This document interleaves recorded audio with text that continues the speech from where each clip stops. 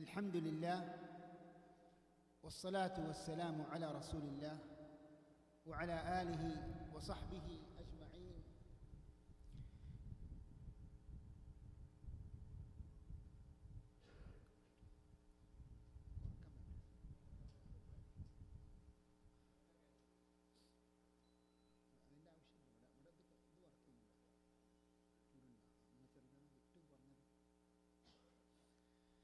الحمد لله والصلاة والسلام على رسول الله وعلى آله وصحبه أجمعين. إن أريد إلا الإصلاح ما استطعت وما توفيقي إلا بالله عليه توكلت وإليه أنيب. رب اشرح لي صدري ويسر لي أمري واحلل عقدة من لساني يفقه قولي.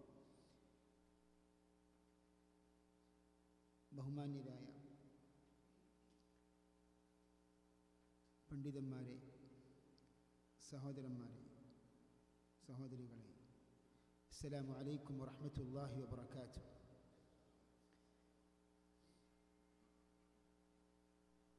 ഈ ഒരു കൂടിയിരുത്തം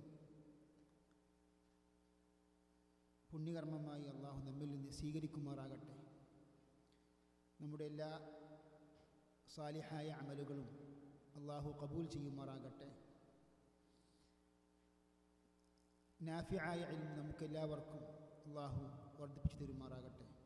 اللهم إنا نسألك علما نافعا وعملا صالحا متقبلا ورزقا حلالا طيبا. اللهم اغفر لنا ذنوبنا وارحمنا برحمتك يا أرحم الراحمين. അള്ളാഹുവിൻ്റെ മഹത്തായ അനുഗ്രഹമാണ് അള്ളാഹു നമ്മെ എല്ലാവരെയും എന്തിനാണോ സൃഷ്ടിച്ചത് ആ ഒരു കാര്യത്തെ സംബന്ധിച്ച് പഠിക്കുവാനും ചർച്ച ചെയ്യുവാനും അതിനുവേണ്ടി ഒരുമിച്ച് കൂടാനും ഒക്കെ സാധിച്ചു. അൽഹംദുലില്ലാഹ് അൽഹംദുലില്ലാഹി അല്ലദീ ബിനിഅ്മതിഹി തതിമ്മു സ്സാലിഹാത്ത്. പ്രിയമുള്ളവരെ,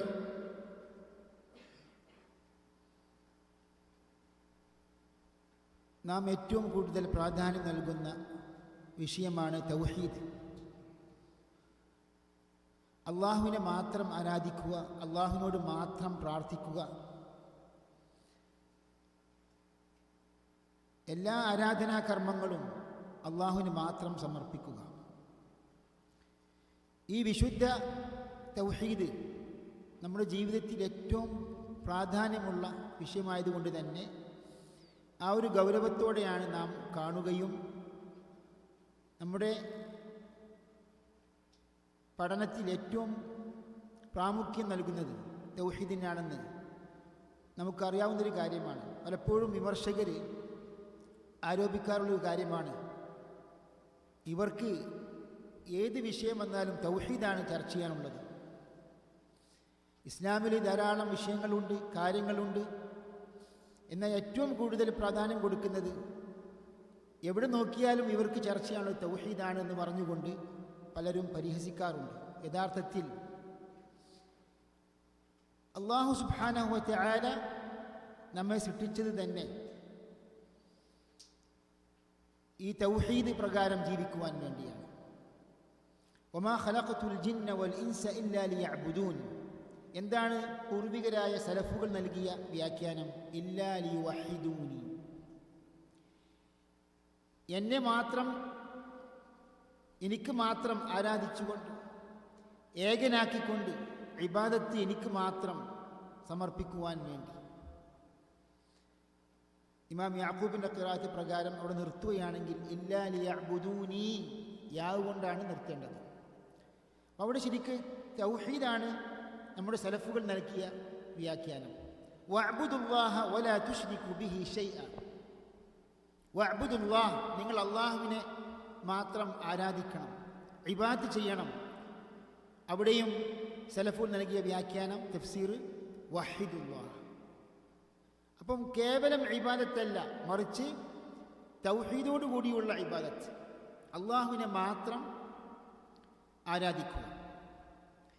അപ്പോൾ നമ്മെ സൃഷ്ടിക്കാനുള്ള കാരണം, ലക്ഷ്യം തന്നെ തൗഹീദാണ്. അല്ലാഹു സുബ്ഹാനഹു വ തആല പ്രവാചകന്മാരെ നിയോഗിച്ചത് ഈ തൗഹീദ് സ്ഥാപിക്കുവാൻ വേണ്ടിയാണ്. വലഖദ് ബഅത്നാ ഫീ കുല്ലി ഉമ്മത്തിൻ റസൂലൻ അൻ ഇഅ്ബുദുല്ലാഹ വജ്തനിബുത് ത്വാഗൂത്ത്. അല്ലാഹുവിനെ മാത്രം ആരാധിക്കുക എന്ന കാര്യം പ്രബോധനം ചെയ്യുവാൻ വേണ്ടി, പഠിപ്പിക്കുവാൻ വേണ്ടിയാണ് എല്ലാ സമുദായങ്ങളിലേക്കും അല്ലാഹു പ്രവാചകന്മാരെ നിയോഗിച്ചിട്ടുള്ളത്. അല്ലാഹു സുബ്ഹാനഹു വ തആല നമുക്ക് നിർബന്ധമാക്കിയ ആദ്യത്തെ കാര്യം തൗഹീദാണ്.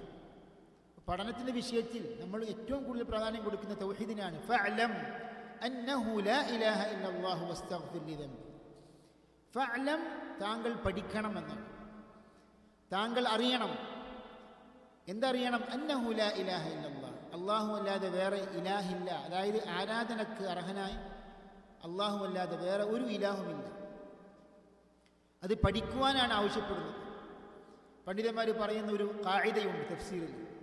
അതായത് നബി സല്ലല്ലാഹു അലൈഹി വസല്ലം നൽകപ്പെടുന്ന അഭിസംബോധന ചെയ്തുകൊണ്ടുള്ള ഖിതാബ് അത് നബിക്ക് മാത്രം ഖാസല്ല, അത് ഉമ്മത്തിനും ബാധകമാണ്. അപ്പം അതിൽ നിന്നാണ് പണ്ഡിതന്മാർ മനസ്സിലാക്കിയത് നമ്മൾ ആദ്യം അറിഞ്ഞിരിക്കേണ്ട വിഷയം എന്താണ്? തൗഹീദാണ്.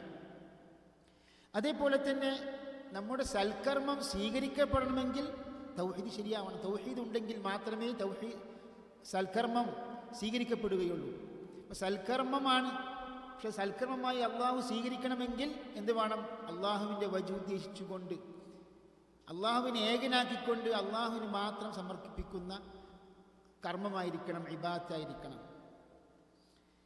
വമൻ അറാദൽ ആഖിറത വസഅ ലഹാ സഅയഹാ വഹുവ മുഅ്മിൻ ഫഉലൈക കാന സഅയുഹും മഷ്കൂറ. അപ്പോൾ എന്താണ്? അമൽ സ്വീകരിക്കണമെങ്കിൽ വമൻ അറാദൽ ആഖിറ, വല്ലവനും പരലോകം ഉദ്ദേശിക്കുകയാണെങ്കിൽ, പരലോകം ഉദ്ദേശിക്കുകയും വസഅ ലഹാ സഅയഹാ, അതിനു വേണ്ടി പണിയെടുക്കുകയും, സാലിഹായ അമലായിരിക്കണം, ആഖിറത്ത് ഉദ്ദേശിച്ചുകൊണ്ട് വഹുവ മുഅ്മിൻ, അവൻ മുഅ്മിനായിരിക്കണം. എങ്കിൽ അല്ലാഹു സുബ്ഹാനഹു വ തആല അതിന് പ്രതിഫലം നൽകും. അപ്പം ഈമാനുള്ള തൗഹീദുള്ള വ്യക്തിയായിരിക്കണം. കാരണം ശിർക്ക് കലർന്നാൽ അവൻ്റെ പ്രവർത്തനത്തെ അല്ലാഹു നശിപ്പിച്ചു കളയും. ലഇൻ അശ്റക്ത ലയഹ്ബതന്ന അമലുക്. അപ്പം അതിൽ യാതൊരു വിട്ടുവീഴ്ചയുമില്ല. അതായത് താങ്കൾ എങ്ങാനും അള്ളാഹുവിൽ പങ്കു ചേർക്കുകയാണെങ്കിൽ ലയഹ്ബതന്ന അമലുക്. ഇവിടെ ലാമ് തൗക്കീദാണ്, നൂന് തൗക്കീദാണ്. തൗക്കീദ് എന്ന് പറഞ്ഞാൽ ഒരു കാര്യത്തെ, ആശയത്തെ ഉറപ്പിച്ച് തറപ്പിച്ച് പറയുന്നതിനാണ് തൗക്കീദ് എന്ന് പറയും. അപ്പോൾ അവിടെയൊക്കെ പല തൗക്കീദാത്തുമുണ്ട്. ലയഹ്ബതന്ന അമലുക്, അത്രക്കും ബലപ്പെട്ട ഒരു പ്രയോഗമാണത്. മാത്രമല്ല വലതകൂനന്ന മിനൽ ഖാസിരീൻ, നിശ്ചയമായും താങ്കൾ നഷ്ടകാരികളിൽ പെടുകയും ചെയ്യുമെന്ന്. അതുകൊണ്ടാണ് മഹാനായ പണ്ഡിതൻ അൽ ഹാഫിദ് അൽ ഇമാം ഇബ്നുൽ ഖയ്യിം റഹിമഹുല്ലാഹ് പറയുന്ന ഒരു സമർത്ഥനമുണ്ട്. അദ്ദേഹം പറയാണ്, ഖുർആന് മൊത്തം തൗഹീദാണെന്ന്, ഖുർആന് മുഴുവനും തൗഹീദാണെന്ന്. ഇത് എങ്ങനെയാണ് തൗഹീദാകുന്നത്? ഇബ്നുൽ ഖയ്യിമിൻ്റെ വിഖ്യാത ഗ്രന്ഥമായ മദാരിജുസ് സാലിക്കീനിൽ പറയാണ്, അതായത് ഇന്ന കുല്ല ആയത്തിൻ ഫിൽ ഖുർആനി ഫഹിയ മുതദമ്മിനത്തുൻ ലിത്തൗഹീദ്. ഖുർആനിലെ ഓരോ ആയത്തും തൗഹീദ് അടങ്ങിയിട്ടുണ്ട് എന്ന്. അതെങ്ങനെ തൗഹീദ് അടങ്ങിയത്? ഖുർആൻ എന്ന് പറഞ്ഞാൽ ഇബ്നുൽ ഖയ്യിം പറയാണ്, ഇമ്മ ഖബറുൻ അനില്ലാഹി വ അസ്മാഇഹി വ സിഫാതിഹി വ അഫ്ആലിഹി ഫഹുവ തൗഹീദു അൽ ഇൽമി. അതായത് ഖുർആനിക ആയത്തുകൾ നാം പരിശോധിച്ചാൽ ഇബ്നുൽ ഖയ്യിം പറയാണ്, ഒന്നുകിൽ അള്ളാഹുവിൻ്റെ അസ്മാ, സിഫാത്ത്, അള്ളാഹുവിൻ്റെ അഫ്ആലുകൾ, പ്രവർത്തനങ്ങളെ കുറിച്ചൊക്കെയുള്ള അറിയിപ്പായിരിക്കും. അതെന്താണ്? അതാണ് തൗഹീദുൽ ഇൽമി. അള്ളാഹുവിനെ കുറിച്ച്, അള്ളാഹുവിൻ്റെ ഗുണവിശേഷണങ്ങളെ സംബന്ധിച്ച്, നാമങ്ങൾ സംബന്ധിച്ചുള്ള അറിവാണ്. ഇതിനാണ് തൗഹീദുൽ ഇൽമി അഥവാ തൗഹീദുർ റുബൂബിയ്യ, തൗഹീദു അൽ ഇസ്ബാതി വൽ മഅരിഫ എന്നൊക്കെ പണ്ഡിതന്മാർ പറയും.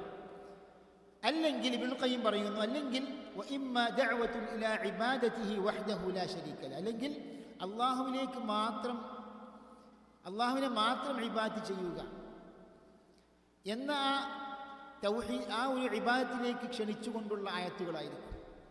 അതെന്താണ്? തൗഹീദുൽ ഉലൂഹിയ്യ. ഇനി തൗഹീദുൽ തലബി വൽ ഖസ്ദ് എന്നും പണ്ഡിതന്മാർ പ്രയോഗിക്കാറുണ്ട്. അല്ലെങ്കിൽ ഇബ്നുൽ ഖയ്യിം പറയുന്നു, അല്ലെങ്കിൽ ഖുർആനിക ആയത്തുകൾ എന്തായിരിക്കും?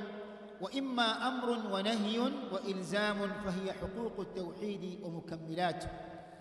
അല്ലെങ്കിൽ ഖുർആനിക ആയത്തുകളിൽ വിധി വിലക്കുകളുണ്ടാവും. അള്ളാഹു കൽപ്പിക്കുകയും അല്ലെങ്കിൽ വിലക്കിയ കാര്യങ്ങൾ, അതൊക്കെ എന്താണ്? തൗഹീദിൻ്റെ പൂർത്തീകരണമാണ്. അപ്പം അള്ളാഹുവിനെ മാത്രം ആരാധിക്കുമെന്ന് പറയുമ്പം അള്ളാഹു വിധിച്ച കാര്യങ്ങൾ, കൽപ്പിച്ച കാര്യങ്ങൾ മുറപ്രകാരം ചെയ്യുക, അള്ളാഹു നിരോധിച്ച കാര്യങ്ങൾ, വിലക്കിയ കാര്യങ്ങൾ നാം വർജിക്കുക. തൗഹീദിൻ്റെ മുക്കമ്മിലാത്താണത്, പൂർത്തീകരണമാണ്. وإما خبر عن كرامة الله لأهل توحيده وطاعته فهو جزاء التوحيد. അല്ലെങ്കിൽ അള്ളാഹുവിൻ്റെ ഇഖ്തിദാസന്മാരായ അള്ളാഹുവിൻ്റെ ഔലിയാക്കൾ, വിശ്വാസികൾക്ക് അള്ളാഹു നൽകിയ സ്വർഗീയ പദവികൾ, പ്രതിഫലം, അതിനെക്കുറിച്ചുള്ള ആയത്തുകളായിരിക്കും. അതെന്താണ്? തൗഹീദിൻ്റെ പ്രതിഫലമാണ്, മുവഹിദായി ജീവിച്ചതിൻ്റെ പ്രതിഫലമാണ്. അല്ലെങ്കിൽ എന്തായിരിക്കും? ഖുർആനിക ആയത്തുകളിൽ നരകശിക്ഷ അനുഭവിക്കുന്ന അവിശ്വാസികളുടെ, ഷിർക്ക് പ്രവർത്തിച്ച് ഷിർക്കിലകപ്പെട്ട, കുഫ്രിലകപ്പെട്ട സത്യനിഷേധികൾക്കുള്ള ശിക്ഷ നടപടികളായിരിക്കും, ശിക്ഷയെ സംബന്ധിച്ചുള്ള ആയത്തുകളായിരിക്കും. അതെന്താണ്? തൗഹീദ് വർജിച്ച, തൗഹീദ് ഉപേക്ഷിച്ച് കളഞ്ഞ സത്യനിഷേധികൾക്കുള്ള ശിക്ഷയെ സംബന്ധിച്ചുള്ള ആയത്തുകളായിരിക്കും. ഇബ്നുൽ ഖയ്യിം അവസാനിപ്പിക്കുന്നു, ഫൽ ഖുർആനു കുല്ലുഹു ഫി തൗഹീദ്. ഖുർആൻ മൊത്തം തൗഹീദാണ്. ഇത് വളരെ ഒരു മഹാനായ പണ്ഡിതൻ ഇബ്നുൽ ഖയ്യിം, കാരണം ഷെയ്ഖുൽ ഇസ്ലാം ഇബ്നു തൈമിയ്യൻ്റെ ശിഷ്യന്മാരിൽ പ്രമുഖ ശിഷ്യനായ മഹാപണ്ഡിതനായ ഇമാമാണ് ഇബ്നുൽ ഖയ്യിം റഹിമഹുല്ലാഹ്. അതായത് സലഫികളല്ലാത്ത പണ്ഡിതന്മാർ പോലും അദ്ദേഹം വലിയ വലിയ ഇമാമിയങ്ങളുടെ മർത്തബകളിൽ എത്തിപ്പെട്ടു എന്നാണ് ഇമാം സുയൂത്തി അദ്ദേഹത്തിൻ്റെ തബഖാത്ത് മുഫസ്സിരീൻ പറയുന്നുണ്ട്. അതായത് വസന്നഫ വനാദറ വകതബ ഹത്താ സാറ മിനൽ അഇമ്മത്തിൽ കിബാർ. അതായത് ഇബ്നുൽ ഖയ്യിം ഗ്രന്ഥരചന നടത്തി, അദ്ദേഹം പല സംവാദങ്ങളിൽ ഏർപ്പെട്ടു, അദ്ദേഹം ഇൽമിൻ്റെ വിഷയത്തിൽ പല പ്രയത്നങ്ങളും സമർപ്പിച്ചു. അങ്ങനെ വലിയ വലിയ ഇമാമിയങ്ങളുടെ പദവികളിലേക്ക് ഉയർന്നു. ഇത് സുയൂത്ത് തന്നെ ഇബ്നുൽ ഖയ്യിമിനെ കുറിച്ച് പറയുന്നതാണ്. മാത്രമല്ല ഇബ്നു ഹജർ ഹൈതമി അറിയപ്പെട്ട ഷാഫിഈ മദ്ഹബിലെ പണ്ഡിതനാണ്. അദ്ദേഹം ഇബ്നുൽ ഖയ്യിമിനെയും ഇബ്നു തൈമിയ്യയെയും സംബന്ധിച്ച് വിമർശനങ്ങളും ആക്ഷേപങ്ങളും പറഞ്ഞപ്പോൾ ശിഷ്യനായ മുല്ല അലി അൽ ഖാരി അദ്ദേഹത്തിൻ്റെ മിർഖാത്തിലും അതേപോലെ തന്നെ ഇമാം തിർമിദിയുടെ ഷമാഇലിൻ്റെ ഷർഹിലൊക്കെ പറഞ്ഞു. അതായത് ഇബ്നുൽ ഖയ്യിമിൻ്റെ ഷർഹു മനാസിലിസ് സായിലിൻ വായിച്ചാൽ, അതായത് മദാരിജുസ് സാലിക്കീൻ എന്ന് പറഞ്ഞ ഇബ്നുൽ ഖയ്യിമിൻ്റെ അറിയപ്പെട്ട കിതാബാണ്. അത് വായിച്ചാൽ ഇബ്നു തൈമിയ്യയും ഇബ്നുൽ ഖയ്യിമും ഈ ഉമ്മത്തിൽപ്പെട്ട പ്രഗത്ഭ ഇമാമിയങ്ങളിലും ഔലിയാക്കളിൽപ്പെട്ട വ്യക്തിത്വങ്ങളാണെന്ന് ബോധ്യപ്പെടുമെന്ന് മുല്ല അലി അൽ ഖാരി, സാക്ഷാൽ ഇബ്നു ഹജർ ഹൈതമിയുടെ ശിഷ്യനായ മുല്ല അലി അൽ ഖാരി സമർപ്പിക്കുകയും ചെയ്തു, രേഖപ്പെടുത്തുകയും ചെയ്തു. പ്രിയമുള്ളവരെ, ഇപ്പോൾ തൗഹീദിൻ്റെ പ്രാധാന്യത്തെക്കുറിച്ച് ഒരു ചെറിയ ഒരു ആമുഖമാണ് നാം പറഞ്ഞത്. നമ്മുടെ ഈ പഠനത്തിൻ്റെ പ്രത്യേകത, ഇത് വലിയ സ്ഥാനമർഹിക്കുന്ന ഒരു വിഷയമാണ് നാം ചർച്ച ചെയ്യുന്നത്.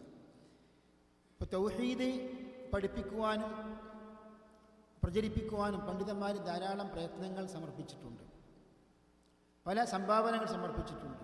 അവയിൽപ്പെട്ട ഒരു കൃതിയാണ് അശ്ശൈഖ് ഹാഫിദ് ബിൻ അഹ്മദ് അൽ ഹകമി റഹിമഹുല്ലാഹ് രചിച്ച സുല്ലമുൽ വുസൂൽ ഫി തൗഹീദില്ലാഹി വത്തിബാഇർ റസൂൽ സല്ലല്ലാഹു അലൈഹി വസല്ലം എന്ന ഗ്രന്ഥം. ഷെയ്ഖ് ഹാഫിദ് ഹകമി ആരാണെന്ന് നാം പരിചയപ്പെടണം. അതായത് സൗദി അറേബ്യയിലെ തെക്ക് ഭാഗത്ത് ജീസാനിൽ ജനിച്ചു വളർന്ന ഒരു പണ്ഡിതനാണ് ഷെയ്ഖ് ഹാഫിദ് അൽ ഹകമി. ജീസാൻ ഭാഗത്ത് വസിക്കുന്ന ഗോത്രപ്പേരാണ് അൽ ഹകമി. ഹകമികൾ അവർ അവസാനിക്കുന്നത് അൽ ഹകം ഇബ്നു സഅദ് അൽ ഉശൈറ അല്ലെങ്കിൽ അൽ അഷീറ എന്ന ഗോത്രപിതാവിലേക്കാണ്. അവർ ഖഹ്താനികളാണ്. അറബികൾ എന്ന് പറയുമ്പം പ്രധാനപ്പെട്ട രണ്ട് ഗോത്രങ്ങളുണ്ട്. ഒന്ന് അദ്നാനികളായ അറബികളുണ്ട്, ഖഹ്താനികളായ അറബികളുണ്ട്. ഖഹ്താനികൾ യമനി അറബികളാണ്. ഏറ്റവും പഴക്കമുള്ള അറബികൾ ഖഹ്താനികളാണ്. നബി സല്ലല്ലാഹു അലൈഹി വസല്ലം അദ്നാനിലേക്ക് അവസാനിക്കുന്നത്, അഥവാ അദ്നാൻ ഇസ്മായിൽ നബി അലൈഹി ഇസ്ലാമിൻ്റെ സന്താന പരമ്പരയിൽപ്പെട്ട ആളാണ് അദ്നാൻ. അപ്പോൾ അദ്നാനിൻ്റെ പരമ്പരയിൽപ്പെട്ടതാണ് നമ്മുടെ പ്രവാചകൻ റസൂലുള്ളാഹി സ്വല്ലല്ലാഹു അലൈഹി വസല്ലം. ഷെയ്ഖ് ഹാഫിദ് ഹക്കമി ഹിജ്റ 1342 ജനിക്കുന്നത്. 1342 ജനിച്ചു. അതായത് 1924 ജീസാനിൽ ഒരു ഗ്രാമത്തിൽ അദ്ദേഹം ജനിച്ചു. അദ്ദേഹം മരണപ്പെടുന്നത് ഹിജ്റ 1342 ജനിച്ചു, 1377 മരണപ്പെട്ടു. 35 വയസ്സ് തികയുന്നതിന് മുമ്പ് തന്നെ അദ്ദേഹം മരണപ്പെട്ടിട്ടുണ്ട്. പക്ഷെ അദ്ദേഹം എഴുതിയ ഗ്രന്ഥങ്ങളും അതേപോലെ തന്നെ അദ്ദേഹം നടത്തിയ ഈ ഉമ്മത്തിൽ നടത്തിയ സംഭാവനകളൊക്കെ നാം നോക്കിക്കഴിഞ്ഞാൽ മഹാ അത്ഭുതമാണ്. കാരണം ഈ ചെറിയ പ്രായത്തിൽ തന്നെ വലിയ വലിയ പണ്ഡിതന്മാർ എഴുതുന്ന ഗ്രന്ഥങ്ങൾ എഴുതുകയും പ്രചരിപ്പിക്കുകയും ചെയ്തു. അത് അല്ലാഹു സുബ്ഹാനഹു വ തആല നൽകിയ ഒരു പ്രത്യേകതയാണ്. ഷെയ്ഖ് ഹാഫിദ് ഹക്കമി ഒരു സാധാരണ ഒരു ഗ്രാമീണ കുടുംബത്തിലാണ് ജനിച്ചു വളർന്നത്. നമുക്കറിയാം, പഴയ കാലത്ത് ഈ അറേബ്യൻ ഉപദ്വീപിൽ പ്രത്യേകിച്ച് തെക്ക് ഭാഗത്തൊക്കെ ധാരാളം ബിദ്അത്തുകളും ഖുറാഫാത്തുകളൊക്കെ നിറഞ്ഞൊരവസ്ഥയായിരുന്നു. അപ്പോൾ ഷെയ്ഖ് മുഹമ്മദ് ബിൻ ഇബ്രാഹിം അൽ ഷെയ്ഖ് ആയിരുന്നു ഇബ്നു ബാസിന് മുമ്പ് ഇവിടുത്തെ ഈ നാട്ടിലെ മുഫ്തി. ഷെയ്ഖ് ഇബ്നു ബാസാകാനുള്ള ഒരു കാരണം തന്നെ അദ്ദേഹത്തിൻ്റെ ഉസ്താദായ 10 വർഷം ദർസിൽ തുടർച്ചയായി പഠിച്ച ഉസ്താദായിരുന്നു ആര്? ഷെയ്ഖ് മുഹമ്മദ് ബിൻ ഇബ്രാഹിം അൽ ഷെയ്ഖ്. അദ്ദേഹം ഹദീസിലും ഫിഖ്ഹിലും ഉസൂലിലും ഭാഷയിലുമൊക്കെ മഹാപണ്ഡിതനായിരുന്നു. അദ്ദേഹം ഇബ്നു ബാസിനെ പോലെ തന്നെ അന്ധനുമായിരുന്നു. സുബ്ഹാനല്ലാഹ്. ഷെയ്ഖ് മുഹമ്മദ് ഇബ്രാഹിം അൽ ഷെയ്ഖ് ജീസാനിലേക്ക് ദഅവത്ത് നടത്താൻ, തൗഹീദ് ദഅവത്ത് നടത്തുവാൻ വേണ്ടി നിയോഗിച്ച വ്യക്തിയായിരുന്നു ഷെയ്ഖ് അബ്ദുൽ ഖർആവി. ഇവിടെ അറിയപ്പെട്ട ഒരു പ്രബോധകനും പണ്ഡിതനുമായിരുന്നു ഷെയ്ഖ് അബ്ദുല്ല അൽ ഖർആവി റഹ്മഹുല്ലാ. ഷെയ്ഖ് ഖർആവി ജീസാനിലേക്ക് എത്തി. അങ്ങനെ അവിടെ ക്ലാസ്സുകളൊക്കെ തുടങ്ങി. അങ്ങനെ ഷെയ്ഖിൻ്റെ ക്ലാസ്സുകളിൽ ചെറിയ പ്രായത്തിൽ തന്നെ, കുട്ടിയാകുമ്പോൾ തന്നെ ഷെയ്ഖ് ഹാഫിദ് ഹക്കമി പങ്കെടുത്തു. പക്ഷേ ഷെയ്ഖ് ഖർആവിയുടെ ക്ലാസ്സിലേക്ക് നിരന്തരമായി വരാൻ മാതാപിതാക്കൾ സമ്മതിച്ചില്ല. കാരണം മാതാപിതാക്കളെ പരിപാലിക്കാനും അവരുടെ ആടുകളും അതേപോലെ തന്നെ മൃഗങ്ങളൊക്കെ നാക്കാലികളൊക്കെ ശ്രദ്ധിക്കാനുമൊക്കെ ഈ മകനായ ഹാഫിദാണ് ശരിക്ക് ഫ്രീ ആയിട്ടുള്ളത്. അപ്പോൾ അതുകൊണ്ട് തന്നെ നിരന്തരമായി ഷെയ്ഖിൻ്റെ ക്ലാസ്സിലേക്ക് പോകാൻ സമ്മതിച്ചില്ല. അങ്ങനെയാണ് ഷെയ്ഖിൻ്റെ മാതാവ് മരണപ്പെടുന്നത്. അപ്പോൾ കുറഞ്ഞ 1-2 ദിവസങ്ങൾ ഷെയ്ഖിൻ്റെ ക്ലാസ്സിൽ പങ്കെടുക്കുവാൻ വേണ്ടി ഷെയ്ഖ് ഹാഫിദിൻ്റെ ഉപ്പ സമ്മതിച്ചു. അങ്ങനെ അല്പം ദീർഘമാകാതെ തന്നെ, നീണ്ടുപോകാതെ തന്നെ ഉപ്പയും പിതാവും മരണപ്പെട്ടു. അങ്ങനെ മാതാപിതാക്കളുടെ വിഷയത്തിൽ അതിജാഗ്രതയുണ്ടായിരുന്ന ഷെയ്ഖ് ഹാഫിദ് അൽ ഹക്കമിക്ക് അല്ലാഹു സുബ്ഹാനഹു വ തആല പിന്നെ ഇൽമ് പഠിക്കാനുള്ള അവസരങ്ങൾ കൊടുക്കുകയും അങ്ങനെ ഷെയ്ഖ് ഖർആവിയുടെ ശിഷ്യന്മാരിൽ ഏറ്റവും ശ്രദ്ധേയനായ ശിഷ്യനായി മാറി. എത്രയോ ഇൽമ് ഈ ചെറിയ പ്രായം കൊണ്ട് പഠിക്കുവാനും ഗ്രന്ഥങ്ങൾ തന്നെ രചിക്കുവാനും സാധിച്ചു. ഇതിൽ അത്ഭുതം എന്താണ്? ഇപ്പോൾ പണ്ഡിതന്മാരൊക്കെ ദീർഘകാലമായിട്ട് ദർസ് നടത്തുന്ന തൗഹീദിലെ അറിയപ്പെട്ട ഒരു ഗ്രന്ഥമാണ് ഈ നാട്ടിൽ ഈ സുല്ലമുൽ ഉസൂൽ. ഇപ്പം നിങ്ങൾ കൈവശമുള്ള 290 വരികളുള്ള കാവ്യവരികളുള്ള കൃതിയാണ് ഇത് സുല്ലമുൽ ഉസൂൽ. ഇലാ ഇൽമിൽ ഉസൂൽ. ഇത് സുല്ലം എന്ന് പറഞ്ഞാൽ ഏണിയാണ്. അതായത് ഇൽമുൽ ഉസൂലിലേക്ക് എത്തിപ്പെടാനുള്ള ഏണിയാണ് ഏത്? ഈ ഒരു കവിത. സുല്ലമുൽ ഉസൂൽ ഇലാ ഇൽമിൽ ഉസൂൽ. എന്താ ഉസൂൽ എന്ന് പറഞ്ഞാൽ? ഉസൂൽ എന്ന് പറഞ്ഞാൽ 2 അർത്ഥങ്ങളുണ്ട്. ഒന്ന് ഉസൂലുദ്ദീൻ, അതായത് നമ്മുടെ വിശ്വാസകാര്യങ്ങൾ, അടിസ്ഥാനപരമായ വിശ്വാസകാര്യങ്ങൾക്കും ഉസൂൽ എന്ന് പറയും. അതേപോലെ തന്നെ കർമ്മശാസ്ത്രത്തിലെ മൗലിക വിഷയങ്ങൾക്കും ഉസൂൽ എന്ന് പറയും. ഇവിടെ ഉദ്ദേശിക്കുന്നത് എന്താണ്? അഖീദയാണ്. അതായത് നമ്മുടെ വിശ്വാസ കാര്യങ്ങളിലേക്കുള്ള ഒരു ചുവടുവെപ്പാണ്, ഒരു ഏണിയാണ് ഏത്? ഈ ഒരു ഗ്രന്ഥം. ഇത് എഴുതുന്നത് എപ്പോഴാണ് അറിയാം? ഷെയ്ഖ് ഹാഫിദിൻ്റെ പേര് ഹാഫിദ് എന്നാണ്. അതായത് ഖുർആൻ ഹാഫിദ് ആയതുകൊണ്ട് അങ്ങനെ ആ പേര് വന്നതല്ല. അദ്ദേഹത്തിൻ്റെ പേര് തന്നെ എന്താണ്? ഹാഫിദാണ്. ഷെയ്ഖുമാർ തർജ്ജമയിൽ പറയുന്നുണ്ട്, അദ്ദേഹത്തിൻ്റെ പേര് പോലെ തന്നെ വലിയ ഹിഫ്ദാണ് അള്ളാഹു നൽകിയത്. എല്ലാം കാണാതെ പഠിക്കാനും അതേപോലെ തന്നെ കവിതയിലേക്ക് നല്ല കഴിവാണ്. 19 വയസ്സ് ആയിട്ടേ ഉള്ളൂ ഷെയ്ഖ് ഈ ഒരു പോയം എഴുതി. 19 വയസ്സിൽ രചിച്ച ചിട്ടപ്പെടുത്തിയ കവിതയാണ് നാം ഇപ്പോൾ പഠിക്കുന്നത്. നമ്മളൊക്കെ എന്ത് പ്രയത്നങ്ങളാണ്, സംഭാവനകളാണ് നമ്മൾ സമർപ്പിച്ചത് നമ്മൾ ചിന്തിക്കേണ്ടതാണ്. 19-ാം വയസ്സിൽ, അതായത് ഹിജ്റ 1362 ഈ ഒരു കവിത, ഈ ഒരു കാവ്യം പൂർത്തീകരിക്കുന്നത്. ഇതിൻ്റെ ഷർഹുണ്ട്. ഷെയ്ഖ് ഹാഫിദ് തന്നെ സുല്ലമുൽ ഉസൂൽ എന്ന തൗഹീദിലുള്ള കവിതയ്ക്ക് ഷർഹ് എഴുതിയിട്ടുണ്ട്, വിശദീകരണം എഴുതിയിട്ടുണ്ട്. എത്രാമത്തെ വയസ്സിൽ? ഹിജ്റ 1366, 23-ാമത്തെ വയസ്സിൽ. 23 വയസ്സായപ്പോൾ ഷർഹ് എഴുതി. ആ ഷർഹ് വായിച്ചാൽ മനസ്സിലാകും അദ്ദേഹത്തിന് അള്ളാഹു നൽകിയ പാണ്ഡിത്യം. അത് ഇപ്പം 3 വാള്യങ്ങൾ അച്ചടിക്കപ്പെട്ടിട്ടുണ്ട്. 23-ാമത്തെ വയസ്സിൽ വലിയ വലിയ പണ്ഡിതന്മാർ എഴുതുന്ന ഗ്രന്ഥം എഴുതി. സുബ്ഹാനല്ലാഹ്. അപ്പോൾ ഷെയ്ഖ് അബ്ദുള്ള അൽ ഖർആവിയുടെ പ്രേരണ മുഖേനയാണ് ഷെയ്ഖ് ഹാഫിദ്, കാരണം ശിഷ്യൻ്റെ ഈ പാണ്ഡിത്യം കണ്ടിട്ട് ഷെയ്ഖ് തന്നെ അത്ഭുതപ്പെട്ടു. എൻ്റെ ശിഷ്യന്മാരിൽ ഏറ്റവും അഗ്രഗണ്യനായ അവഗാഹമുള്ള ശിഷ്യൻ ഷെയ്ഖ് ഹാഫിദാണെന്ന് ഉസ്താദായ ഷെയ്ഖ് അബ്ദുൽ ഖർആവി തന്നെ സമ്മതിച്ചിട്ടുണ്ട്. അങ്ങനെ ഷെയ്ഖ് തൗഹീദിൻ്റെ വിഷയത്തിൽ നല്ലൊരു കവിത രചിക്കണം. ഈ കവിത എന്ന് പറഞ്ഞാൽ നമ്മൾ ഈ സാഹിത്യക്കാർ ഉദ്ദേശിക്കുന്ന കവിതയല്ല, മറിച്ച് എന്താണ്, ഇൽമ് പഠിക്കുവാൻ വേണ്ടി പണ്ഡിതന്മാർ നൂറ്റാണ്ടുകൾക്ക് മുമ്പ് തന്നെ പരിശീലിപ്പിക്കുകയും ചെയ്ത ഒരു രീതിയാണ് ഈ മതവിദ്യാർത്ഥികൾക്ക്, ദീനി വിദ്യാർത്ഥികൾക്ക് പെട്ടെന്ന് വിഷയങ്ങൾ പഠിക്കുവാനും ഹൃദ്യസ്ഥമാക്കുവാനും മനഃപ്പാഠമാക്കുവാനൊക്കെ എളുപ്പമാക്കുവാൻ വേണ്ടിയുള്ള ഒരു രീതിയാണ്. ഇപ്പോൾ നമുക്കറിയാം, ഏത് വിഷയത്തിലാണെങ്കിലും കവിതയുണ്ട്. ഇപ്പോൾ നഹ്വിൻ്റെ, ഇപ്പോൾ അറബിക്ക് ഭാഷാ നിയമങ്ങൾ പഠിപ്പിക്കുവാനുള്ള അൽ ആജുറുമിയ എന്ന ഒരു ഗദ്യമുണ്ട്. അതിനെ പദ്യമാക്കി പണ്ഡിതന്മാരുണ്ട്. ഷെയ്ഖ് അംരീത്തി, അതേപോലെ ഷെയ്ഖ് ഷിങ്കീത്തി, അതേപോലെ ഇബ്നു മാലിക്കിൻ്റെ അൽഫിയ, 1000 വരികളുള്ള കവിതക്കാണ് എന്ന് പറയാം അൽ അൽഫിയ എന്ന് പറയും. അതേപോലെ 10 ഖിറാഅത്തുകളിൽ അൽഫിയുണ്ട്. ഉസൂലുൽ ഫിഖ്ഹിൽ അൽഫിയുണ്ട്. ജലാലുദ്ദീൻ സുയൂത്തി എഴുതിയ അൽഫിയാണ് അൽ കൗകബുസ് സാത്തി' നദ്മു ജംഉൽ ജവാമി'. ഇതെന്താണ് ഉസൂൽ ഫിഖ്ഹിൽ അൽഫിയ എന്ന് പറഞ്ഞ അർത്ഥം? ഓരോ വിഷയത്തിലും തുടക്കക്കാർ, ബിഗിനേഴ്സ് പഠിക്കേണ്ട കവിതകളുണ്ട്. പിന്നെന്താണ്, അഡ്വാൻസ്ഡ് ആയ സ്റ്റേജ് ഉണ്ട്. അതായത് മുതിർന്ന വിദ്യാർത്ഥികൾ ആ വിഷയത്തെ സംബന്ധിച്ച് പൂർണ്ണമായ ഒരു അവഗാഹം കിട്ടുവാൻ വേണ്ടിയുള്ള ഒരു സ്റ്റേജാണ് ഇത് അൽഫിയ. ഇപ്പോൾ നഹ്വിലെ ഈ 1000 വരികൾ പഠിച്ച് അതിൻ്റെ ഷർഹൊക്കെ വായിച്ച് പഠിച്ചാൽ അറബി ഭാഷയിൽ ഒരു പണ്ഡിതനാവും.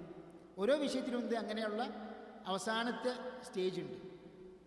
അപ്പോൾ ഷെയ്ഖ് ഹാഫിദ് ഹക്കമി റഹ്മഹുല്ലാ വളരെ ചെറുപ്പത്തിൽ തന്നെ ചിട്ടപ്പെടുത്തിയ കവിതയാണ്. പക്ഷേ ഇപ്പോൾ പണ്ഡിതന്മാരാണ് ഈ കവിത ദർസ് നടത്തുകയും ഷർഹ് നടത്തുകയും ചെയ്യുന്നത്. അതായത് തൗഹീദിൻ്റെ വ്യത്യസ്ത ഇനങ്ങളും വിവിധ വിഷയങ്ങൾ നമ്മളിവിടെ ഉദ്ധരിക്കും. ഈ ഒരു കവിതയിൽ തൗഹീദിൻ്റെ അഖീദയിലെ ഏതെല്ലാം വിഷയങ്ങൾ അടങ്ങിയിട്ടുണ്ട് നമുക്ക് പഠിക്കാം ഇൻഷാ അല്ലാഹ്. ഈ ചെറിയ പ്രായത്തിൽ തന്നെ തൗഹീദിൻ്റെ എല്ലാ വശങ്ങളും അദ്ദേഹം ക്രോഡീകരിക്കുകയും അത് ഈ മനോഹരമായ കാവ്യവരികളിലൂടെ അദ്ദേഹം ചിട്ടപ്പെടുത്തുകയും ചെയ്തു. അള്ളാഹുവിൻ്റെ വലിയ തൗഫീഖ് തന്നെയാണത്. ഇതിൻ്റെ ഷർഹ് മആരിജുൽ ഖബൂൽ ബിശർഹി സുല്ലമിൽ ഉസൂൽ, അതായത് ഷെയ്ഖ് ഹാഫിദ് ഹക്കമി തന്നെ ഇതിനെ വിശദീകരിച്ചിട്ടുണ്ട്. ആ ഷർഹിൻ്റെ പേരെന്താണ്? മആരിജുൽ ഖബൂൽ. എന്താ ഖബൂലാണ്? സ്വീകാര്യത. അപ്പോൾ ഖബൂല് കിട്ടുവാൻ വേണ്ടി അതിലേക്കുള്ള ഏണി, അതിനും ഈ മആരിജും സുല്ലമും ഒരേ അർത്ഥമാണ്. മആരിജുൽ ഖബൂൽ ബിശർഹി സുല്ലമിൽ ഉസൂൽ, ഹിജ്റ 1366. അതേപോലെ ഹദീസ് വിധാനശാസ്ത്രം, കർമ്മശാസ്ത്രം, സുന്നത്ത്, ചരിത്രം, ഈ വിഷയങ്ങളിലൊക്കെ ഷെയ്ഖ് ഹാഫിദ് ഹക്കമി ഈ 30 വയസ്സിന് മുമ്പ് തന്നെ കവിതകൾ എഴുതിയിട്ടുണ്ട്. അതൊക്കെ ഈ അറിവിൻ്റെ ഇൽമിൻ്റെ ലോകത്ത് ഇപ്പോഴും ശരിക്കും വിസ്മയമായി കിടക്കുകയാണ്. ഷെയ്ഖ് ഹാഫിദ് ഹക്കമിയുടെ ഈ 35 വയസ്സ് തികഞ്ഞതിന് മുമ്പ് തന്നെ അദ്ദേഹം ഹജ്ജ് ചെയ്തു. അങ്ങനെ ഹജ്ജ് നിർവഹിച്ച് അവസാനിച്ച് അദ്ദേഹം മടങ്ങുന്നതിന് മുമ്പ് തന്നെ അദ്ദേഹത്തിന് അസുഖം ബാധിച്ചു. ആ ഒരു രോഗാവസ്ഥയിലാണ് ഷെയ്ഖ് ഹാഫിദ് ഹക്കമി. വളരെ ചെറുപ്പത്തിൽ തന്നെ അദ്ദേഹം വഫാത്തായി റഹിമഹുല്ലാഹ് റഹ്മത്തൻ വാസിഅ. അദ്ദേഹത്തിൻ്റെ ഷെയ്ഖായ ഷെയ്ഖ് അബ്ദുൽ ഖർആവി പോലും അദ്ദേഹത്തിന് ശേഷം 11 വർഷങ്ങൾക്ക് ശേഷമാണ് അദ്ദേഹം മരണപ്പെടുന്നത്. ഹിജ്റ 1377 ഷെയ്ഖ് ഹാഫിദ് മരണപ്പെട്ടു. 88 ഉസ്താദായ ഷെയ്ഖ് അബ്ദുൽ ഖർആവി മരണപ്പെട്ടു. ഇനി നമ്മൾ ഈ വരികളിലേക്ക് വരുന്നതിന് മുമ്പ് ഈ കവിത, ഈ സുല്ലമുൽ ഉസൂൽ എന്ന ഈ നദ്മ് ഏതെല്ലാം വിഷയങ്ങളാണ് അടങ്ങിയിട്ടുള്ളത്? ഒന്ന്, അല്ലാഹു സുബ്ഹാനഹു വ തആല സൃഷ്ടികളെ സൃഷ്ടിച്ചത് തന്നെ, ജിന്നുവർഗത്തെയും മനുഷ്യവർഗം സൃഷ്ടിച്ചത് അള്ളാഹുവിൻ തൗഹീദാക്കുവാൻ വേണ്ടിയാണ്. അള്ളാഹുവിനെ ഏകനാക്കി അള്ളാഹുവിന് മാത്രം ഇബാദത്ത് സമർപ്പിക്കുവാൻ വേണ്ടിയാണ്. പ്രവാചകന്മാരെയും അതേപോലെ വേദഗ്രന്ഥങ്ങളൊക്കെ അള്ളാഹു ഇറക്കുകയും പ്രവാചകന്മാരെ നിയോഗിക്കുകയും ചെയ്യുന്നത് ഈ ഒരു ലക്ഷ്യപൂർത്തീകരണത്തിന് വേണ്ടിയാണ്. തൗഹീദാണ് ആദ്യത്തെ നിർബന്ധ കർത്തവ്യം. അതേപോലെ തന്നെ തൗഹീദിന് വ്യത്യസ്ത ഇനങ്ങളുണ്ട്. തൗഹീദ് അൽ ഇസ്ബാത്ത് വൽ മഅരിഫ അഥവാ തൗഹീദുർ റുബൂബിയ്യ, അതേപോലെ തൗഹീദുൽ ഉലൂഹിയ്യ, ഇങ്ങനെയുള്ള ഇനങ്ങളൊക്കെ വിശദീകരിക്കുന്നു. അതേപോലെ അള്ളാഹുവിൻ്റെ അസ്മാ സിഫാത്തുകളെ സംബന്ധിച്ചുള്ള ഒരു വിവരണം, പ്രത്യേകിച്ച് അള്ളാഹുവിൻ്റെ ഔന്നിത്യം, ഉലൂവ് എന്ന സിഫത്ത്, അള്ളാഹു ഉന്നതനാണ്. ആ ഉലൂവ് പലപ്പോഴും അശ്ശരികൾ പോലെ ഉള്ള വിഭാഗക്കാരൊക്കെ അള്ളാഹുവിൻ്റെ സ്ഥാനമാണ്, അള്ളാഹു സ്ഥാനം കൊണ്ട് ഉന്നതനാണ്, പക്ഷേ അർശിൻ്റെ മേലെ യഥാർത്ഥമായി അള്ളാഹു ഉയർന്നിരിക്കുന്നു, ആരോഹണം ചെയ്തിരിക്കുന്നു എന്ന ആശയത്തെ അശാഇറത്തും മാതുരിദികളും നിഷേധിക്കുന്നുണ്ട്. അപ്പോൾ അതിനെക്കുറിച്ചൊക്കെ വിശദമായി പ്രതിപാദിക്കുകയും അശ്ശരികൾക്കും മാതുരിദികൾക്കൊക്കെ ഖണ്ഡനം പറയുകയും ചെയ്യുന്നുണ്ട്. അതേപോലെ അള്ളാഹുവിൻ്റെ വിശുദ്ധ ഖുർആൻ അള്ളാഹുവിൻ്റെ വചനമാണ്, അള്ളാഹുവിൻ്റെ സൃഷ്ടിയല്ല. അപ്പം ജഹ്മികൾക്കും മുഅ്തസില അശാഇറത്തിനുമൊക്കെ ഖണ്ഡനമായി അദ്ദേഹം പല വരികളും ചിട്ടപ്പെടുത്തുന്നുണ്ട്. കാരണം അശ്ശരികൾ പറയുന്നതാണ്, നമ്മളിപ്പോൾ പാരായണം ചെയ്യുന്ന ഈ വിശുദ്ധ വചനങ്ങൾ, വിശുദ്ധ സൂക്തങ്ങൾ, അവ സൃഷ്ടിയാണ് എന്നാണ്. സലഫിൻ്റെ അഖീദയ്ക്ക് എതിരെ നമ്മുടെ നാട്ടിൽ സുന്നികൾ എന്ന് അവകാശപ്പെടുന്ന ആൾക്കാരുടെ അഖീദ എന്താണ്? അശ്ശരി അഖീദയാണ്. അവിടെ ഗ്രന്ഥങ്ങളിൽ കൃത്യമായി രേഖപ്പെടുത്തുന്നുണ്ട്. അവർ പറയുന്നു, ഫബഖിയ അന്നിസാഉ ബൈനനാ വബൈനൽ മുഅ്തസില, ഞങ്ങൾക്കും മുഅ്തസിലക്കാർക്കും ഇടയിലുള്ള തർക്കം ഏതിനാണ്? അള്ളാഹുവിൻ്റെ ആശയം എന്ന അർത്ഥത്തിലുള്ള കലാമിൽ മാത്രമാണ്. പക്ഷേ ഇപ്പോൾ നമ്മൾ ഓതുന്ന ഈ പദങ്ങൾ ഇത് മഖ്ലൂഖാണെന്ന വിഷയത്തിൽ ഞങ്ങൾക്കും മുഅ്തസിലക്കാർക്കും ഇടയിൽ തർക്കമില്ല. ഇത് അശ്അരി അഖീദയുടെ കിതാബുകൾ രേഖപ്പെടുത്തിയതാണ്. ഉദാഹരണമായിട്ട് തഫ്താസാനിയുടെ അഖീദൻ്റെ കിതാബിൽ, അതേപോലെ ഇവർ അശ്ശരികൾ പഠിപ്പിക്കുന്ന അറിയപ്പെട്ട ഒരു കവിതയുണ്ട്, അതായത് തുഹ്ഫത്തുൽ മുരീദ്, ജൗഹറത്തുൽ തൗഹീദ്, ഷെയ്ഖ് ബുർഹാനുദ്ദീൻ ലഖാനി എഴുതിയ കവിതയാണ് ജൗഹറത്തുൽ തൗഹീദ്. ജൗഹറ വായിക്കുക എന്ന് പറഞ്ഞാൽ അർത്ഥം എന്താണ്? അവരുടെ അഖീദ ഗ്രന്ഥം വായിക്കുകയാണ്. അതിനെ എഴുതിയ ഷർഹാൻ ഷെയ്ഖ് ഇബ്രാഹിം അൽ ബാജൂരി അല്ലെങ്കിൽ ബൈജൂരി എഴുതിയ തുഹ്ഫത്തുൽ മുരീദ്. അതിലൊക്കെ ഈ വിഷയം പറയുന്നുണ്ട്. അതായത് ഖുർആൻ എന്ന് പറഞ്ഞാൽ ആശയമാണോ അത് അള്ളാഹുവിൻ്റെ സിഫത്താണ്, പക്ഷെ പദങ്ങളോ, അതായത് അള്ളാഹു സുബ്ഹാനഹു വ തആല സംസാരിച്ചു, ആ സംസാരം ആര് കേട്ടു? ജിബ്രീൽ അലൈഹിസ്സലാം കേട്ടു. ഇത് കേട്ടത് എന്താണ്? അള്ളാഹുവിൻ്റെ സൃഷ്ടിയാണ്. അപ്പോൾ എന്താണ് അവരുടെ ദുർവ്യാഖ്യാനം? അള്ളാഹുവിൻ്റെ ആശയത്തെ കേൾപ്പിച്ചു, ആ കേൾപ്പിക്കുവാൻ വേണ്ടി ഒരു ശബ്ദം സൃഷ്ടിച്ചു. അപ്പം അങ്ങനെയാണ് അവരുടെ വ്യാഖ്യാനിക്കുന്നത്. അപ്പോൾ ശബ്ദം എന്താണ്? ശബ്ദവും പദങ്ങളൊക്കെ എന്താണ്? സൃഷ്ടിയാണെന്ന്. നമ്മുടെ വിശ്വാസം എന്താണ്? സലഫി വിശ്വാസം, അഹ്ലുസുന്ന വിശ്വാസം എന്താണ്? അള്ളാഹുവിൻ്റെ ശബ്ദം ഹർഫും സൗത്തും അടങ്ങിയതാണ്, അതായത് അക്ഷരങ്ങളും ശബ്ദവും അടങ്ങിയതാണ്. ഇമാം ബുഖാരി റഹ്മഹുള്ളാഹിയുടെ അഖീദയിലെ കിതാബുണ്ട്, ഖൽഖു അഫ്ആലിൽ ഇബാദ്. അതിൽ പറയുന്നുണ്ട് അള്ളാഹുവിൻ്റെ കലാമിൽ എന്തുണ്ട്? സൗത്തുണ്ട്. സൗത്ത് അള്ളാഹുവിൻ്റെ വിശേഷണങ്ങളിൽപ്പെട്ടതാണ്. ശൈഖുൽ ഇസ്ലാം ഇബ്നു തൈമിയ്യയൊക്കെ എത്രയോ ഖണ്ഡനങ്ങൾ ഈ വിഷയം പറയുന്നുണ്ട്. അതിൽ സംസാരശേഷിയില്ലാത്ത റബ്ബാണ് ഈ ജഹ്മിയ, മുഅ്തസില, അശ്അരി അഖീദ പ്രകാരം അങ്ങനെയായി വ്യാഖ്യാനിക്കേണ്ടി വരും. ശരിക്കും അള്ളാഹുവിൻ്റെ പ്രമാണങ്ങളിൽ സ്ഥിരപ്പെട്ട അള്ളാഹുവിൻ്റെ ഗുണവിശേഷങ്ങളെ നിഷേധിക്കുന്നതിന് ഫലമാണ്, തുല്യമാണ് ഇങ്ങനെയുള്ള ദുർവ്യാഖ്യാനങ്ങൾ. അതേപോലെ ഷെയ്ഖിൻ്റെ ഈ ഒരു കവിതയിൽ വിശ്വാസ സംബന്ധമായ പല വിഷയങ്ങളും ഉൾക്കൊള്ളിച്ചിട്ടുണ്ട്. അള്ളാഹു സുബ്ഹാനഹു വ തആലയുടെ കലാം, അതേപോലെ ഒന്നാം ആകാശത്തേക്ക് അല്ലാഹു സുബ്ഹാനഹു വ തആല രാത്രിയുടെ അന്ത്യാമങ്ങളിൽ ഇറങ്ങി വരും. അതേപോലെ ലാ ഇലാഹ ഇല്ലല്ലാഹ് എന്ന തൗഹീദിൻ്റെ വാക്യത്തിന് പല ഷർത്തുകളുമുണ്ട്. തൗഹീദ് ശരിയാകണമെങ്കിൽ, ലാ ഇലാഹ ഇല്ല ശരിയാകണമെങ്കിൽ 7 ഷർത്തുകളുണ്ട്. അതൊക്കെ വിശദീകരിക്കുന്നുണ്ട്. പിന്നീടാണ് ഇബാദത്തിൻ്റെ നിർവചനം. എന്താണ് ഇബാദത്ത് എന്ന് പറഞ്ഞാൽ? അതേപോലെ ഷിർക്കിൻ്റെ ഗൗരവം, ഷിർക്കിൻ്റെ വ്യത്യസ്ത ഇനങ്ങൾ, ഷിർക്ക് അക്ബർ, ഷിർക്ക് അസ്ഗർ, അതേപോലെ സൃഷ്ടികളെ കൊണ്ട് ബറക്കത്തെടുക്കുക, അതേപോലെ ഖബറുമായി ബന്ധപ്പെട്ട ധാരാളം അനാചാരങ്ങൾ, ഖബർ സന്ദർശിക്കുവാൻ വേണ്ടി പോകുന്ന ആൾക്കാരുടെ ഉദ്ദേശം എന്തൊക്കെയാണ്. അതിൻ്റെ അടിസ്ഥാനത്തിൽ സിയാറത്ത് 3 ഇനമാക്കി തിരിച്ചു. എന്താണ് ശർഈയായ സിയാറത്ത്, സലാം പറയുവാൻ വേണ്ടി, പരലോക ചിന്ത ഉണ്ടാകുവാൻ വേണ്ടിയുള്ള സിയാറത്ത്.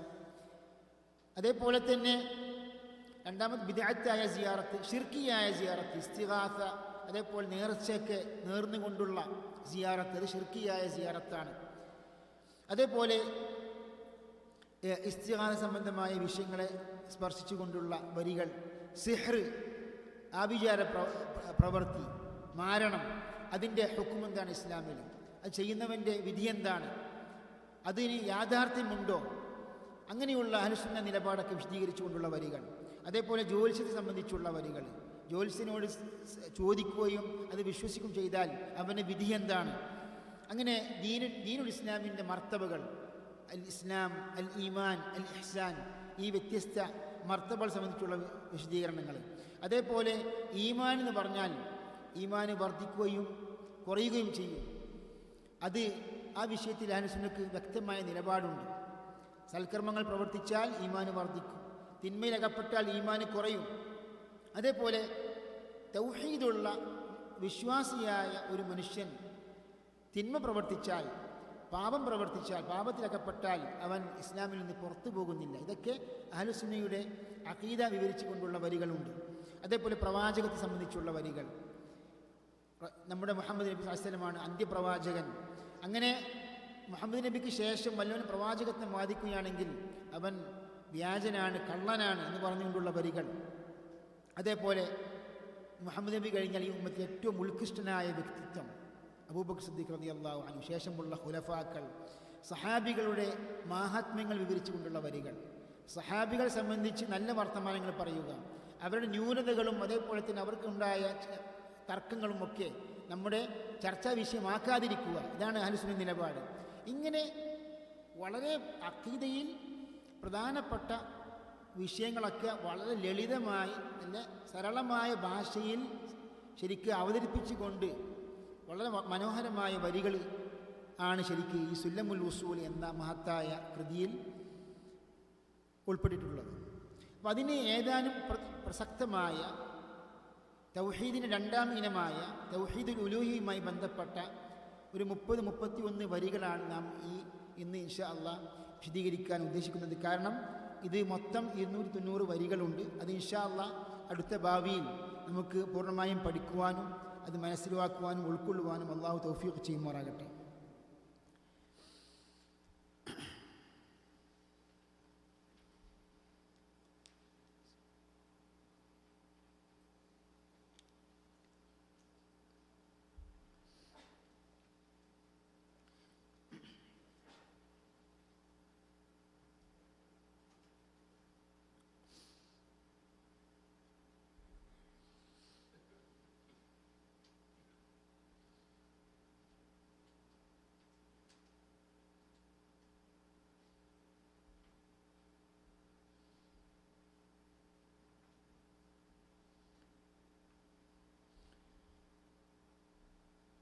തൗഹീദിൻ്റെ പ്രധാനപ്പെട്ട ഇനങ്ങൾ വിവരിച്ചുകൊണ്ടുള്ള വരികളിൽപ്പെട്ടതാണ് നാം ഇവിടെ വായിക്കുന്ന അധ്യായം.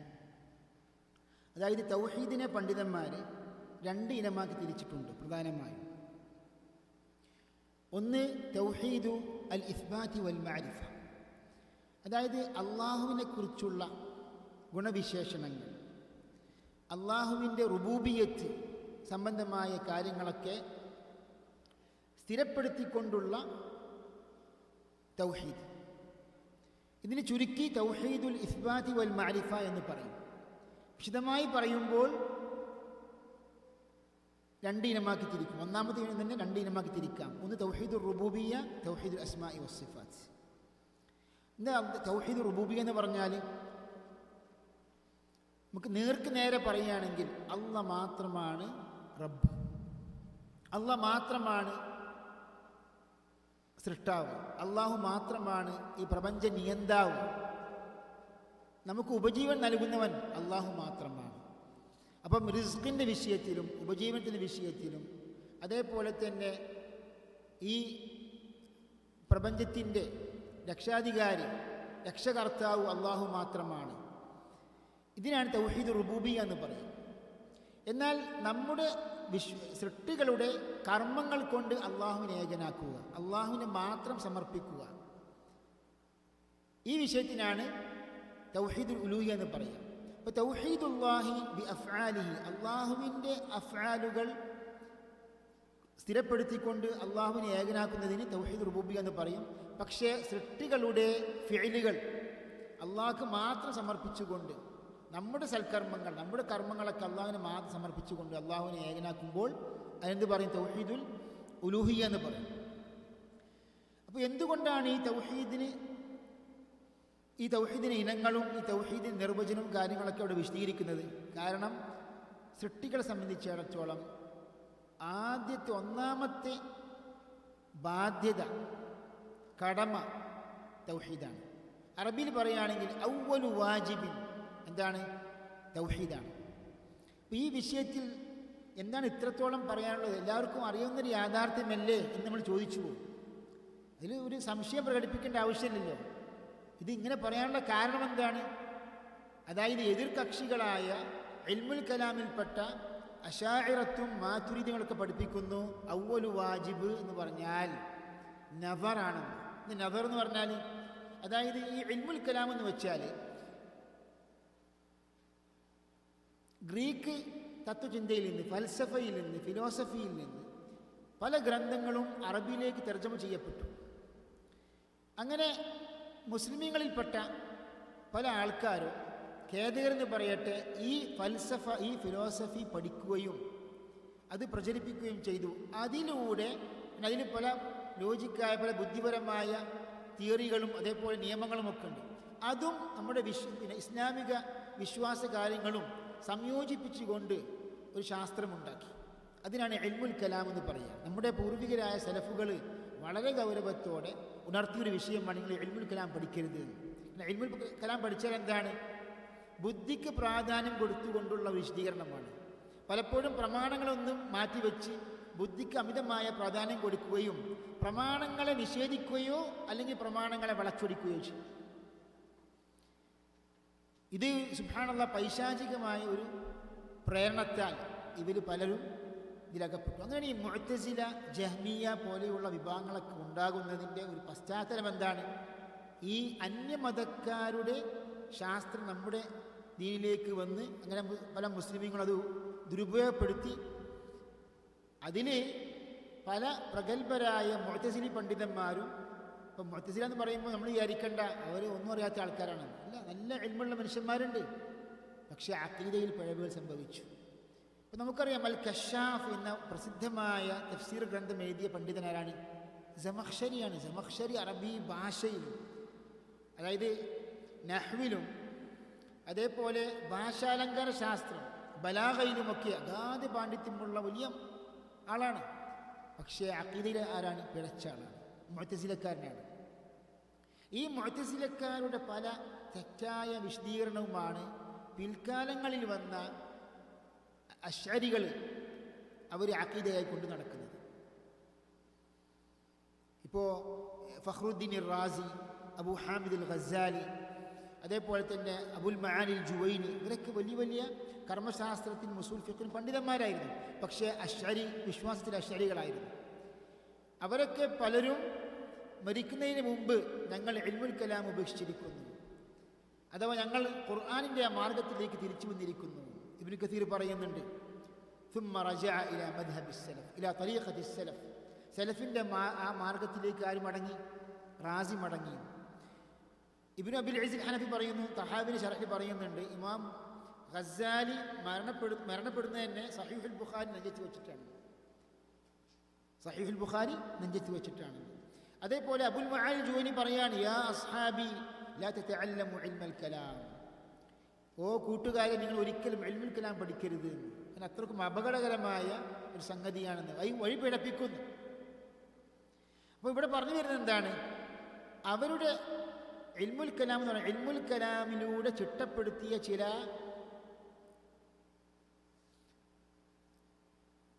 നിയമങ്ങളുണ്ട്. ആ നിയമങ്ങളിലൂടെ അള്ളാഹുവിനെ കണ്ടെത്തുക എന്നാണ് പല മുത്തക്കല്ലിമീങ്ങൾ പഠിപ്പിക്കുന്ന ആദ്യത്തെ ബാധ്യത. അപ്പം എന്താണ്? ഈ പ്രപഞ്ചത്തിനൊരു സൃഷ്ടാവുണ്ടോ? അതേപോലെ തന്നെ ഈ പ്രപഞ്ചം ഒരു പദാർത്ഥമാണ്, ഒരു ജിസ്മാണ്, തടിയാണ് എന്നൊക്കെ പറഞ്ഞിട്ടുള്ള വിശദീകരണമുണ്ട്. അങ്ങനെ ഈ ഗ്രീക്ക് തത്വചിന്തയിൽ വന്ന ചില പദങ്ങളും പദപ്രയോഗങ്ങളും ഒക്കെ ഉപയോഗപ്പെടുത്തിക്കൊണ്ട് അവർ അള്ളാഹുവിനെ കണ്ടെത്തുക എന്ന നിലക്ക് പരിചയപ്പെടുത്തുന്നുണ്ട്. അങ്ങനെയുള്ള ആ ഒരു ഉസൂലിലൂടെയാണ് അള്ളാഹുവിനെ കണ്ടെത്തേണ്ടത്. അതാണ് ഒന്നാമത്തെ ബാധ്യത എന്ന് പറയുന്നുണ്ട്. ഇത് അവരിൽ ബുദ്ധി ഉള്ള ആൾക്കാർ തന്നെ നിഷേധിക്കുന്നുണ്ട്. അപ്പോൾ ഇബ്നു ഹജർ അൽ അസ്ഖലാനി റഹ്മഹുല്ലാഹ് ഫത്ഹുൽ ബാരിയിൽ വിശദീകരിക്കുന്നുണ്ട്. ഇങ്ങനെയുള്ള വിശദീകരണം മുഅ്തസിലക്കാരിൽ നിന്ന് അശ്ശരി വീക്ഷണം കടമെടുത്തതാണ്.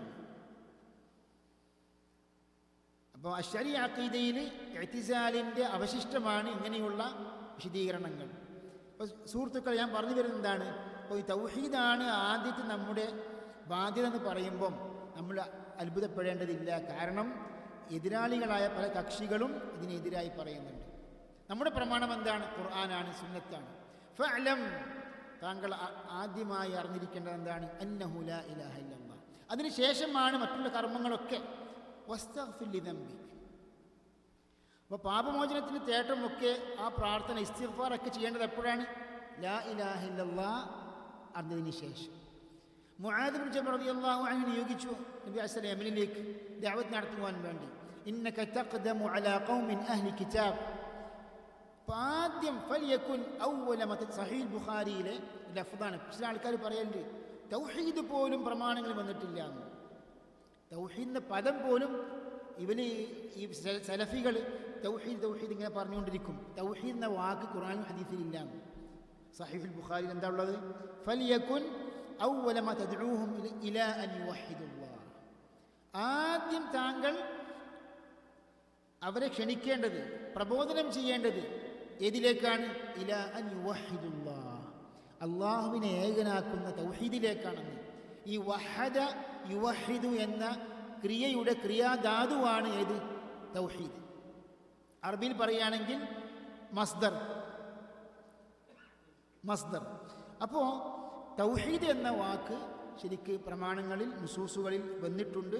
അപ്പോൾ നബി സല്ലല്ലാഹു അലൈഹി വസല്ലം നിർദ്ദേശിച്ച ദഅവത്തിൻ്റെ മേഖലയിൽ ആദ്യം പ്രബോധനം ചെയ്യേണ്ടത് എന്താണ്? തൗഹീദിലേക്കാണ്. അങ്ങനെ അതിനുശേഷം ഇദാ അറഫു ദാലിക്, അതെല്ലാം അറിഞ്ഞതിന്, തൗഹീദ് അറിഞ്ഞതിന് ശേഷമാണ് 5 വഖ്ത് നമസ്കാരം, അതേപോലെ സക്കാത്ത് പോലെയുള്ള കാര്യങ്ങളൊക്കെ പഠിപ്പിച്ചു കൊടുക്കേണ്ടതെന്ന്. ഇവിടെ നമുക്കിനി വരികളിലേക്ക് പോകാം. ഷെയ്ഖ് ഹാഫിദ് ഹക്കമി റഹ്മഹുല്ലാഹ് ഇവിടെ പറയുകയാണ്, ഫി ബയാനിൻ നൗഇ സാനി മിന തൗഹീദ്. എന്താ അർത്ഥം? തൗഹീദിന് 2ാം ഇനം വിവരിച്ചുകൊണ്ടുള്ള അധ്യായമാണ്. വഹുവ തൗഹീദുൽ തലബി വൽ ഖസ്ദ്. തൗഹീദുൽ ഉലൂഹിയ്യക്ക് സഹോദരന്മാരെ വേറൊരു പേരാണ് തൗഹീദുൽ തലബി വൽ ഖസ്ദ്. എന്താ അതിൻ്റെ അർത്ഥം? അതായത് തൗഹീദുൽ ഉലൂഹിയ്യ എന്ന് പറഞ്ഞാൽ എന്താണ്? അള്ളാഹുവിന് മാത്രം ഇബാദത്ത് സമർപ്പിക്കുക. അപ്പോൾ അള്ളാഹുവിൻ്റെ വജ്ഹ് മാത്രം ഉദ്ദേശിച്ചുകൊണ്ട് അള്ളാഹുവിനെ ഇബാദത്ത് ചെയ്ത് അള്ളാഹുവിനോട് മാത്രം പ്രാർത്ഥിക്കുകയും തേടുകയും ചെയ്യുന്ന തൗഹീദാണിത്. അപ്പോൾ അതാണ് തൗഹീദുൽ തലബി വൽ ഖസ്ദ്. അള്ളാഹുവിനെ മാത്രം ഉദ്ദേശിച്ചുകൊണ്ട്, അള്ളാഹുവിൻ്റെ പ്രീതി വജ്ഹ് മാത്രം ഉദ്ദേശിച്ചുകൊണ്ടുള്ള തൗഹീദാണ് തൗഹീദുൽ തലബി വൽ ഖസ്ദ്. ഇത് തലബ് പറഞ്ഞാൽ നമ്മുടെ അഭ്യർത്ഥന, അതേപോലെ ഖസ്ദ് എന്ന് പറഞ്ഞാൽ നമ്മുടെ ഉദ്ദേശം. വഅന്നഹു മഅന ലാ ഇലാഹ ഇല്ലല്ലാഹ്. അപ്പോൾ ലാ ഇലാഹ ഇല്ലല്ലാഹ് എന്ന തൗഹീദിൻ്റെ കലിമത്തിൻ്റെ അർത്ഥവും ഇതാണ്. ലാ മഅബൂദ ബിഹഖ്ഖിൻ ഇല്ലല്ലാഹ്. അപ്പോൾ യഥാർത്ഥത്തിൽ ആരാധിക്കപ്പെടേണ്ടവൻ അള്ളാഹു അല്ലാതെ വേറെ ആരുമില്ല, അള്ളാഹ് മാത്രമാണ് ഇനി നമുക്ക് വരികളിലേക്ക് പ്രവേശിക്കാം. ഹാദാ ശൈഖ് ഹാഫിദ് ഹക്കമി പറയാണ്, ഹാദാ വസാനി നൗഇ തൗഹീദി ഇഫ്റാദു റബ്ബിൽ അർശി അൻ നദീദി. എന്താണ്? അതായത് തൗഹീദിൻ്റെ രണ്ട് ഇനങ്ങളിൽ രണ്ടാമത്തെ ഇനം എന്താണ്? ഇഫ്റാദു റബ്ബിൽ അർശി അൻ നദീദി. അതായത് അർശിൻ്റെ ഉടമസ്ഥനായ അള്ളാഹുവിനെ ഏകനാക്കുക, തുല്യനിൽ നിന്ന് ഏകനാക്കുക. അൻ തഅബുദല്ലാഹ ഇലാഹൻ വാഹിദ മുഅ്തരിഫൻ ബിഹഖ്ഖിഹി ലാ ജാഹിദ. എന്താണ്? ഏകനായ അള്ളാഹുവിനെ മാത്രം ആരാധിക്കുക. അള്ളാഹുവിൻ്റെ ഹക്ക് എന്താണ്? അള്ളാഹുവിനെ മാത്രം ആരാധിക്കുക എന്ന അള്ളാഹുവിൻ്റെ അവകാശമാണ്. ആ അവകാശത്തെ സമ്മതിച്ചുകൊണ്ട്, അത് സ്ഥിരപ്പെടുത്തിക്കൊണ്ട്, അംഗീകരിച്ചുകൊണ്ട്, നിഷേധിക്കാതെ, ലാ ജാഹിദ, നിഷേധിക്കാതെ അള്ളാഹുവിൻ്റെ ആ ഒരു അവകാശത്തെ നാം അംഗീകരിച്ചുകൊണ്ട് അള്ളാഹുവിനെ മാത്രം ആരാധിക്കുക എന്നാണ് തൗഹീദുൽ ഉലൂഹിയ്യൻ്റെ നിർവചനം. വഹുവല്ലദീ ബിഹിൽ ഇലാഹു അർസല റുസ്ലഹു യദ്ഊന ഇലൈഹി അവ്വല. വഹുവല്ലദീ ബിഹിൽ ഇലാഹു അർസല. ഇതിൻ്റെ അടിസ്ഥാനത്തിലാണ്, ഇതിനു വേണ്ടിയാണ് അള്ളാഹു ആരെ നിയോഗിച്ചത്? പ്രവാചകന്മാരെ, ദൂതന്മാരെ നിയോഗിച്ചത്. യദ്ഊന ഇലൈഹി അവ്വല, ഈ തൗഹീദിലേക്ക് ആദ്യം ക്ഷണിക്കുവാൻ വേണ്ടി, പ്രബോധനം ചെയ്യുവാൻ വേണ്ടി. യദ്ഊന ഇലൈഹി അവ്വല. വഅൻസലൽ കിതാബ വത്തിബിയാന മിൻ അജ്ലിഹി വഫറഖൽ ഫുർഖാന. അതായത് അല്ലാഹു സുബ്ഹാനഹു വതആല വിശുദ്ധ കിതാബും തിബിയാനും ഒക്കെ അവതരിപ്പിച്ചത് എന്തിനു വേണ്ടിയാണ്? ഈ തൗഹീദ് പ്രചരിപ്പിക്കുവാൻ വേണ്ടിയാണ്, ഈ തൗഹീദ് പഠിപ്പിച്ചു കൊടുക്കുവാൻ വേണ്ടി. മിൻ അജ്ലിഹി വഫറഖൽ ഫുർഖാന.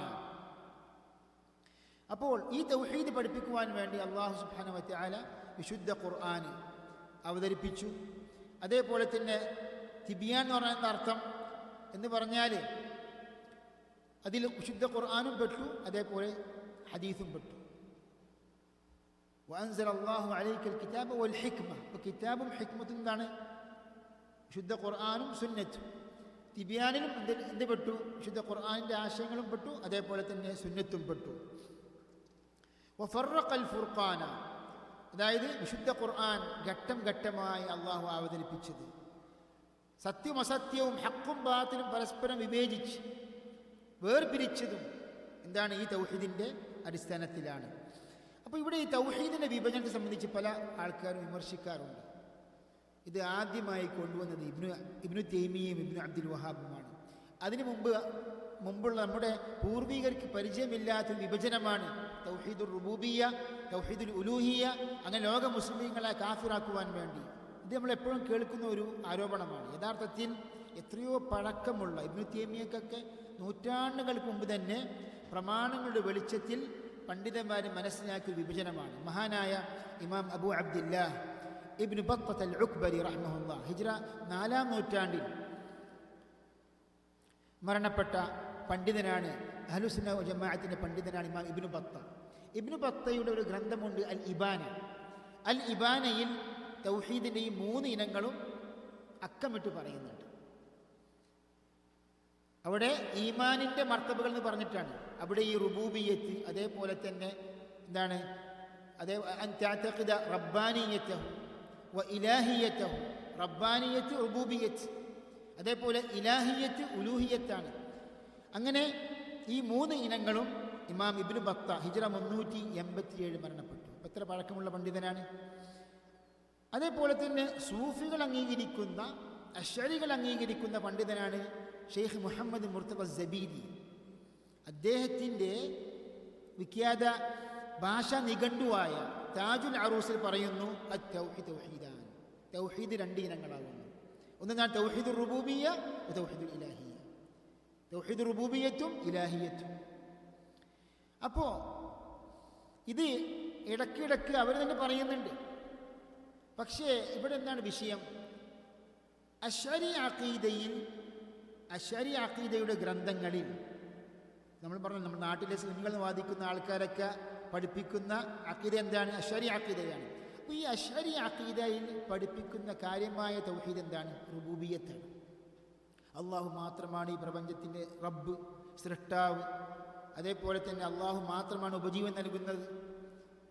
ഈ റുബൂബിയത്തിൻ്റെ വിഷയങ്ങൾ ഇങ്ങനെ വിശദീകരിക്കും. തൗഹീദുൽ ഉലൂഹിയ്യക്കോ വേണ്ടത്ര സ്ഥാനമില്ല. അതുകൊണ്ടാണ് ഈ ഉമ്മത്തിൽ അവസാന കാലങ്ങളിൽ നൂറ്റാണ്ടുകൾക്ക് ശേഷം പിന്നിട്ട് ഷിർക്കും ഖുറാഫാത്തും ഉണ്ടാകാനുള്ള കാരണം എന്താണ്? തൗഹീദിൻ്റെ പൂർണ്ണമായ രൂപങ്ങളും ഇനങ്ങളുമൊന്നും വേണ്ടവണ്ണം പഠിപ്പിച്ചില്ല. കാരണം എന്താണ്? അള്ളാഹ് മാത്രമാണ് സൃഷ്ടാവ്. അള്ളാഹു അശരീഅത്ത് പഠിപ്പിക്കുന്നത് എന്താ അറിയോ? അള്ളാഹുവിൻ്റെ ഏറ്റവും വിശേഷമായ, ഏറ്റവും ശ്രേഷ്ഠമായ അള്ളാഹുവിൻ്റെ ഗുണമെന്താണ്? അൽ ഖുദ്റത്തു അലൽ ഇഖ്തിറാ. അൽ ഖുദ്റത്തു അൽ ഇഖ്തിറാ, അതായത് ഒരു കാര്യം സൃഷ്ടിക്കാൻ സാധിക്കുക. അതാണെന്ത്? തൗഹീദിൻ്റെ ഏറ്റവും പ്രധാനപ്പെട്ട ഒരു വിശേഷണം. അപ്പോൾ അള്ളാഹു ഖാലിഖാണ് വിശ്വസിച്ചാൽ പിന്നെ ശിർക്ക് സംഭവിക്കില്ല. ഈ പല ആൾക്കാരും മുസ്ലിയാക്കന്മാരൊക്കെ പറയുമല്ലോ, എന്താണ് ഞങ്ങളെ ശിർക്ക് ആരോപിക്കാൻ പാടുണ്ടോ? അള്ളാഹ് മാത്രമാണ് ഖാലിഖ്, അള്ളാഹ് മാത്രമാണ് റസാഖ് ഞങ്ങൾ പറയുന്നില്ലേ? ഇതേ കാര്യം തന്നെ ആരും അംഗീകരിച്ചിരുന്നു? മക്ക മുശ്രിക്കുകൾ അംഗീകരിച്ചിരുന്നു. വിശുദ്ധ ഖുർആനിൽ തന്നെ പല സ്ഥലങ്ങളിൽ അല്ലാഹു സുബ്ഹാനഹു വ തആല ആവർത്തിച്ച് പറഞ്ഞതാണ്. എന്തിനു വേണ്ടി അറിയോ? പണ്ഡിതന്മാർ പറഞ്ഞതാണ്. അതായത് തൗഹീദുർ റുബൂബിയ്യ യസ്തൽസിമു തൗഹീദുൽ ഉലൂഹിയ്യ. എന്തുകൊണ്ടാണ് ഈ റുബൂബിയത്തിൻ്റെ കാര്യങ്ങളൊക്കെ അള്ളാഹു ഇങ്ങനെ പറയുന്നത്? കാരണം റുബൂബിയത്ത് ഇവർ അംഗീകരിക്കുന്നുണ്ട്. ആര്? മക്ക മുശ്രിക്കുകൾ. അപ്പോൾ റുബൂബിയത്ത് അംഗീകരിച്ചാൽ തന്നെ നിർബന്ധമായും അടുത്ത സ്റ്റെപ്പ് എന്തായിരിക്കണം? അള്ളാഹ് മാത്രമാണ് റബ്ബ്, അള്ളാഹ് മാത്രമാണ് ഖാലിഖ് എങ്കിൽ അള്ളാഹുവിനെ മാത്രം ആരാധിക്കണം. അപ്പോൾ ഈ ഒരു പോയിന്റിലേക്ക് കൊണ്ടുവരികയാണ് ഖുർആൻ. അപ്പോൾ പണ്ഡിതന്മാർ പറയുന്നു തൗഹീദു അർ-റുബൂബിയ്യ യസ്തൽസിമു തൗഹീദുൽ ഉലൂഹിയ്യ വ തൗഹീദുൽ ഉലൂഹിയ്യ യതദമ്മൻ തൗഹീദുർ റുബൂബിയ്യ. അപ്പോൾ അള്ളാഹ്ക്ക് മാത്രമേ ഇബാദത്ത് എടുക്കാൻ പാടുള്ളൂ എന്ന് അംഗീകരിച്ചാലോ, അപ്പോൾ ആ ഇലാഹ ആരായിരിക്കണം? റബ്ബായിരിക്കണം, ഖാലിഖായിരിക്കണം, റസാഖായിരിക്കണം, മുദബ്ബിർ ആയിരിക്കണം. ഇവിടെ വിഷയം എന്താ അറിയാം? അത്ഭുതം എന്താ അറിയാം? അള്ളാഹ് മാത്രമാണ് മുദബ്ബിർ എന്ന് ഇവിടെ അഖീദയിൽ പഠിപ്പിക്കുന്നുണ്ട്. അള്ളാഹ് അല്ലാത്ത വല്ലവരും മുദബ്ബിറാണെന്ന് വിശ്വസിച്ചാൽ അവൻ മുശ്രിക്കാണെന്ന് പഠിപ്പിക്കുന്നുണ്ട്. അങ്ങനെ അവരാണ് ശരിക്കും ഇപ്പോൾ എന്താണ് ഈ അശ്അരി അഖീദക്കാണ് വാദിക്കുന്നവരാണ് CM ആണ് മുദബ്ബിറുൽ ആലം, അല്ലെങ്കിൽ ഖുതുബുൽ അഖ്താബായ അൽ ഗൗസുൽ അഅ്സം ഷെയ്ഖ് മുഹീദ്ദീൻ അൽ ഗൗസുൽ അഅ്സം ഏറ്റവും വലിയ രക്ഷാധികാരി. ഷെയ്ഖ് ഉസ്മാൻ ഇബ്നു പറയുന്നുണ്ട് ഏറ്റവും വലിയ രക്ഷാധികാരി അൽ ഗൗസുൽ അഅ്സം അല്ലെങ്കിൽ ഗിയാസുൽ മുസ്തഗീസീൻ. അൽ ഗൗസി എന്ന വിശേഷണം അള്ളാഹ്ക്ക് മാത്രം യോജിച്ചതാണ്. ആ ഒരു വിശേഷണം സൃഷ്ടികൾക്ക് നൽകിയാൽ ഫഹുവ മുശ്രിക്കുൻ ضالٌ, അവൻ വഴിപിഴച്ചവനാണ്, മുശ്രിക്കുമാണ്. അതേപോലെ തന്നെ പറഞ്ഞു വരുന്നത് എന്താണ്? തൗഹീദുൽ ഉലൂഹിയ്യക്ക് വേണ്ട സ്ഥാനം ഈ അശ്അരി അഖീദയിലോ മാതുരിദി അഖീദയിലോ കാണാൻ സാധിക്കുകയില്ല. മറിച്ച് എന്താണ്? തൗഹീദ് റുബൂബിയ്യൻ്റെ വിശദീകരണങ്ങളും എന്നാൽ അതിൽ തന്നെ കുറേ അബദ്ധങ്ങളും അബദ്ധജടിലമായ വിശദീകരണങ്ങളും ഉണ്ട് താനും. അപ്പോൾ ഹാദാ വസാനി നൗഇ തൗഹീദി ഇഫ്റാദു റബ്ബിൽ അർശി അൻ നദീദി. അപ്പോൾ തൗഹീദിൻ്റെ രണ്ടാം ഇനം വിശദീകരിച്ചുകൊണ്ടുള്ള വിവരണമാണ് ഇവിടെ നാം കണ്ടത്. അപ്പോൾ ഇതിനുള്ള തെളിവെന്താണ്? ഷെയ്ഖ് ഷർഹിൽ പറയുന്നുണ്ട്. അതായത് അവിശ്വാസികളോട്, ബൗദ്ധവിശ്വാസികളോട് നിങ്ങൾ ലാ ഇലാഹ ഇല്ലല്ലാഹ് പറയണമെന്ന് പറഞ്ഞപ്പോൾ അവരുടെ മറുപടി എന്തായിരുന്നു? അജഅലൽ ആലിഹത ഇലാഹൻ വാഹിദ ഇന്ന ഹാദാ ലശൈഉൻ ഉജാബ്. അതായത് ആരാധ്യന്മാരെ ഒരു ആരാധ്യനാക്കി മാറ്റിയോ? ആരാധ്യന്മാർക്ക് വ്യത്യസ്ത ആരാധ്യന്മാർക്ക് ആരാധന നടത്തുന്നതിന് പകരം ആരാധന ഒരു ഇലാഹിൽ മാത്രം ഇവർ ഒതുക്കിയോ? അതുകൊണ്ട് അത് അവർക്ക് ഉൾക്കൊള്ളാൻ പറ്റുന്നില്ല. പക്ഷെ അതേ സമയത്ത് അള്ളാഹു മാത്രമാണ് ഖാലിഖ്, അള്ളാഹു മാത്രമാണ് റാസിഖ് എന്ന വിഷയത്തിൽ അവർക്ക് തർക്കമുണ്ടോ? തർക്കമില്ല.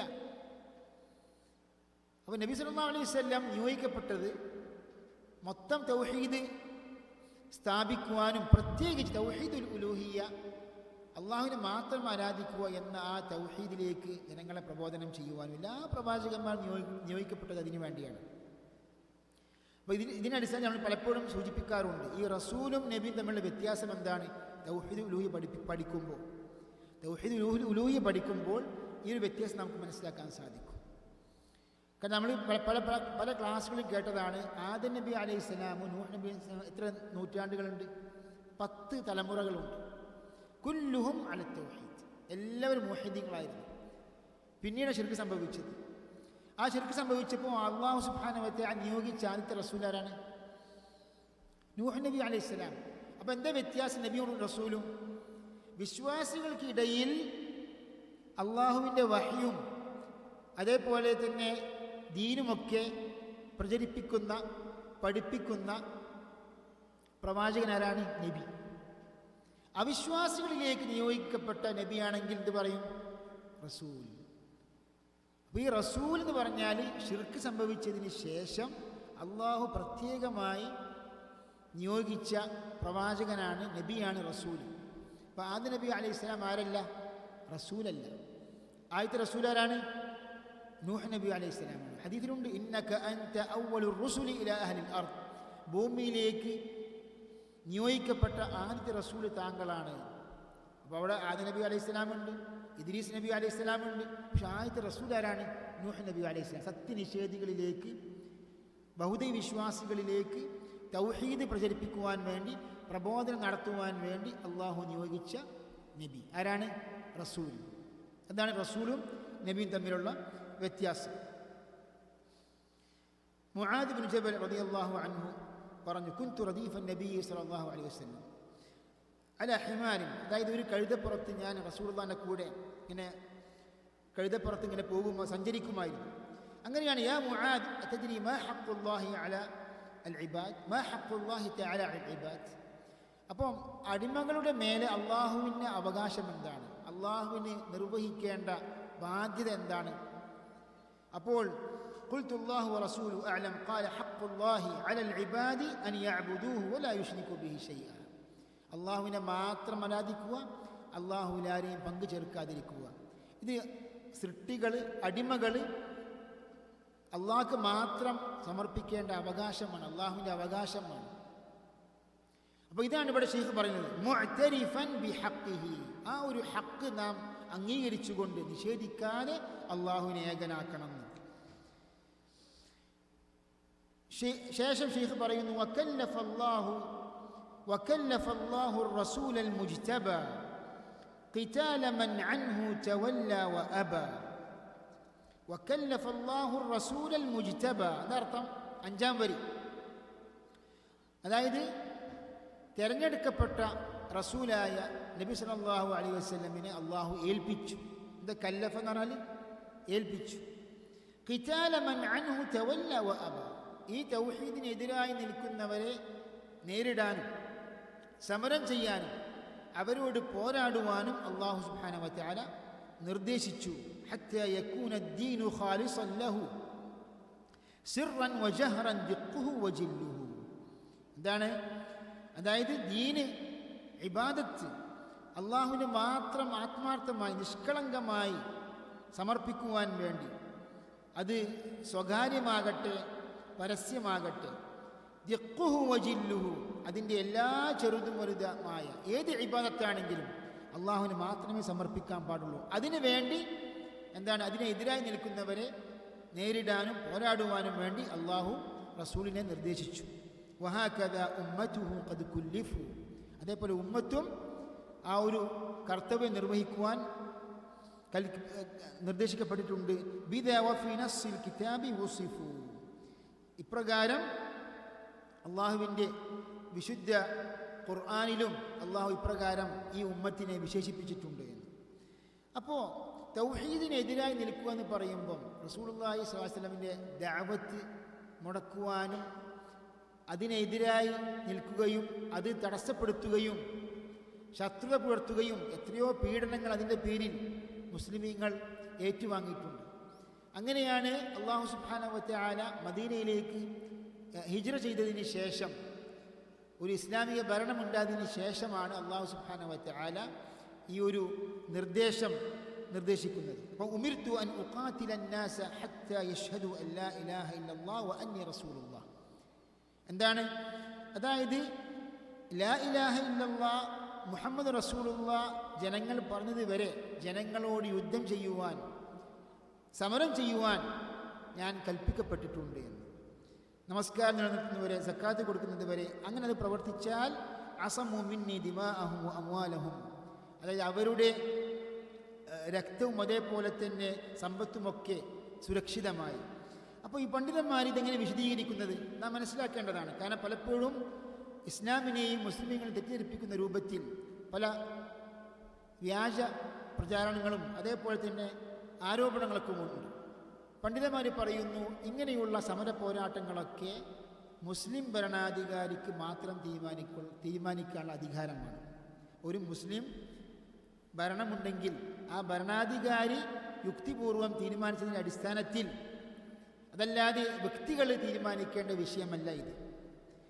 അതേപോലെ തന്നെ ഷെയ്ഖുൽ ഇസ്ലാം ഇബ്നു തൈമിയ്യ പോലെയുള്ള മഹത്തുക്കളായ പണ്ഡിതന്മാർ പറയുന്നു, അതായത് ഇങ്ങനെയുള്ള യുദ്ധങ്ങളാകട്ടെ, ഉമിർതു അൻ ഉഖാതില അന്നാസ ഹത്ത യഖൂലു ലാ ഇലാഹ ഇല്ലല്ലാഹ്, ലാ ഇലാഹ ഇല്ലല്ലാഹ് പ്രഖ്യാപിക്കുന്നത് വരെ ജനങ്ങളോട് യുദ്ധം ചെയ്യുവാനും പോരാടുവാനും ഞാൻ കൽപ്പിക്കപ്പെട്ടു എന്നതിൻ്റെ ഉദ്ദേശം എന്താണ്? അതായത് ഇസ്ലാം ദീന് പ്രചരിപ്പിക്കുവാനും ഇസ്ലാം ദീന് ഉൾക്കൊള്ളുവാനും അങ്ങനെയുള്ള വിഷയങ്ങളിലേക്ക് തടസ്സം നിൽക്കുന്ന, ഇങ്ങോട്ട് യുദ്ധം ചെയ്യുന്ന ആൾക്കാർക്കെതിരെ യുദ്ധം നടത്തണം എന്ന അർത്ഥമാണെന്ന് പല പണ്ഡിതന്മാരും വ്യക്തമാക്കിയിട്ടുണ്ട്. ഷെയ്ഖുൽ ഇസ്ലാം ഇബ്നു തൈമിയ്യയുടെ മജ്മുഉൽ ഫതാവയിൽ കാണാൻ സാധിക്കും. അതായത് ഈ ഖിതാല് അതേപോലെ ജിഹാദിനെ കുറിച്ചൊക്കെ പറയുന്നുണ്ട്. അതായത് അതിൻ്റെ ഉദ്ദേശം എന്താണ്? അൻ യകൂന അദ്ദീനു കുല്ലുഹു ലില്ലാഹ്, ദീന് അള്ളാഹുവിന് മാത്രമായിരിക്കുക, അള്ളാഹുവിൻ്റെ തൗഹീദിൻ്റെ ആ വാക്യത്തെ ഉയർത്തിപ്പിടിക്കുക. ഫമൻ മനഅ ഹാദാ, ഇതിനെ തടസ്സപ്പെടുത്തുകയും ഇങ്ങനെയുള്ള വിശ്വാസികൾക്കെതിരെ പോരാട്ടം നടത്തുന്ന, യുദ്ധം പ്രഖ്യാപിക്കുന്ന ആൾക്കാർക്കെതിരെ ഖൂതില ബിത്തിഫാഖിൽ മുസ്ലിമീൻ, മുസ്ലിമീങ്ങളുടെ ഇത്തിഫാഖ് പ്രകാരം ഇങ്ങനെയുള്ള ആൾക്കാരോട് പോരാട്ടം നടത്തണമെന്നാണ്. എന്നാൽ അല്ലാത്ത ആൾക്കാരോ, യുദ്ധം ചെയ്യാത്ത, ഇങ്ങോട്ട് യുദ്ധം പ്രഖ്യാപിക്കാത്ത, യുദ്ധം ചെയ്യാത്ത ആൾക്കാരാണെങ്കിൽ അങ്ങോട്ട് യുദ്ധം ചെയ്യേണ്ടതില്ല.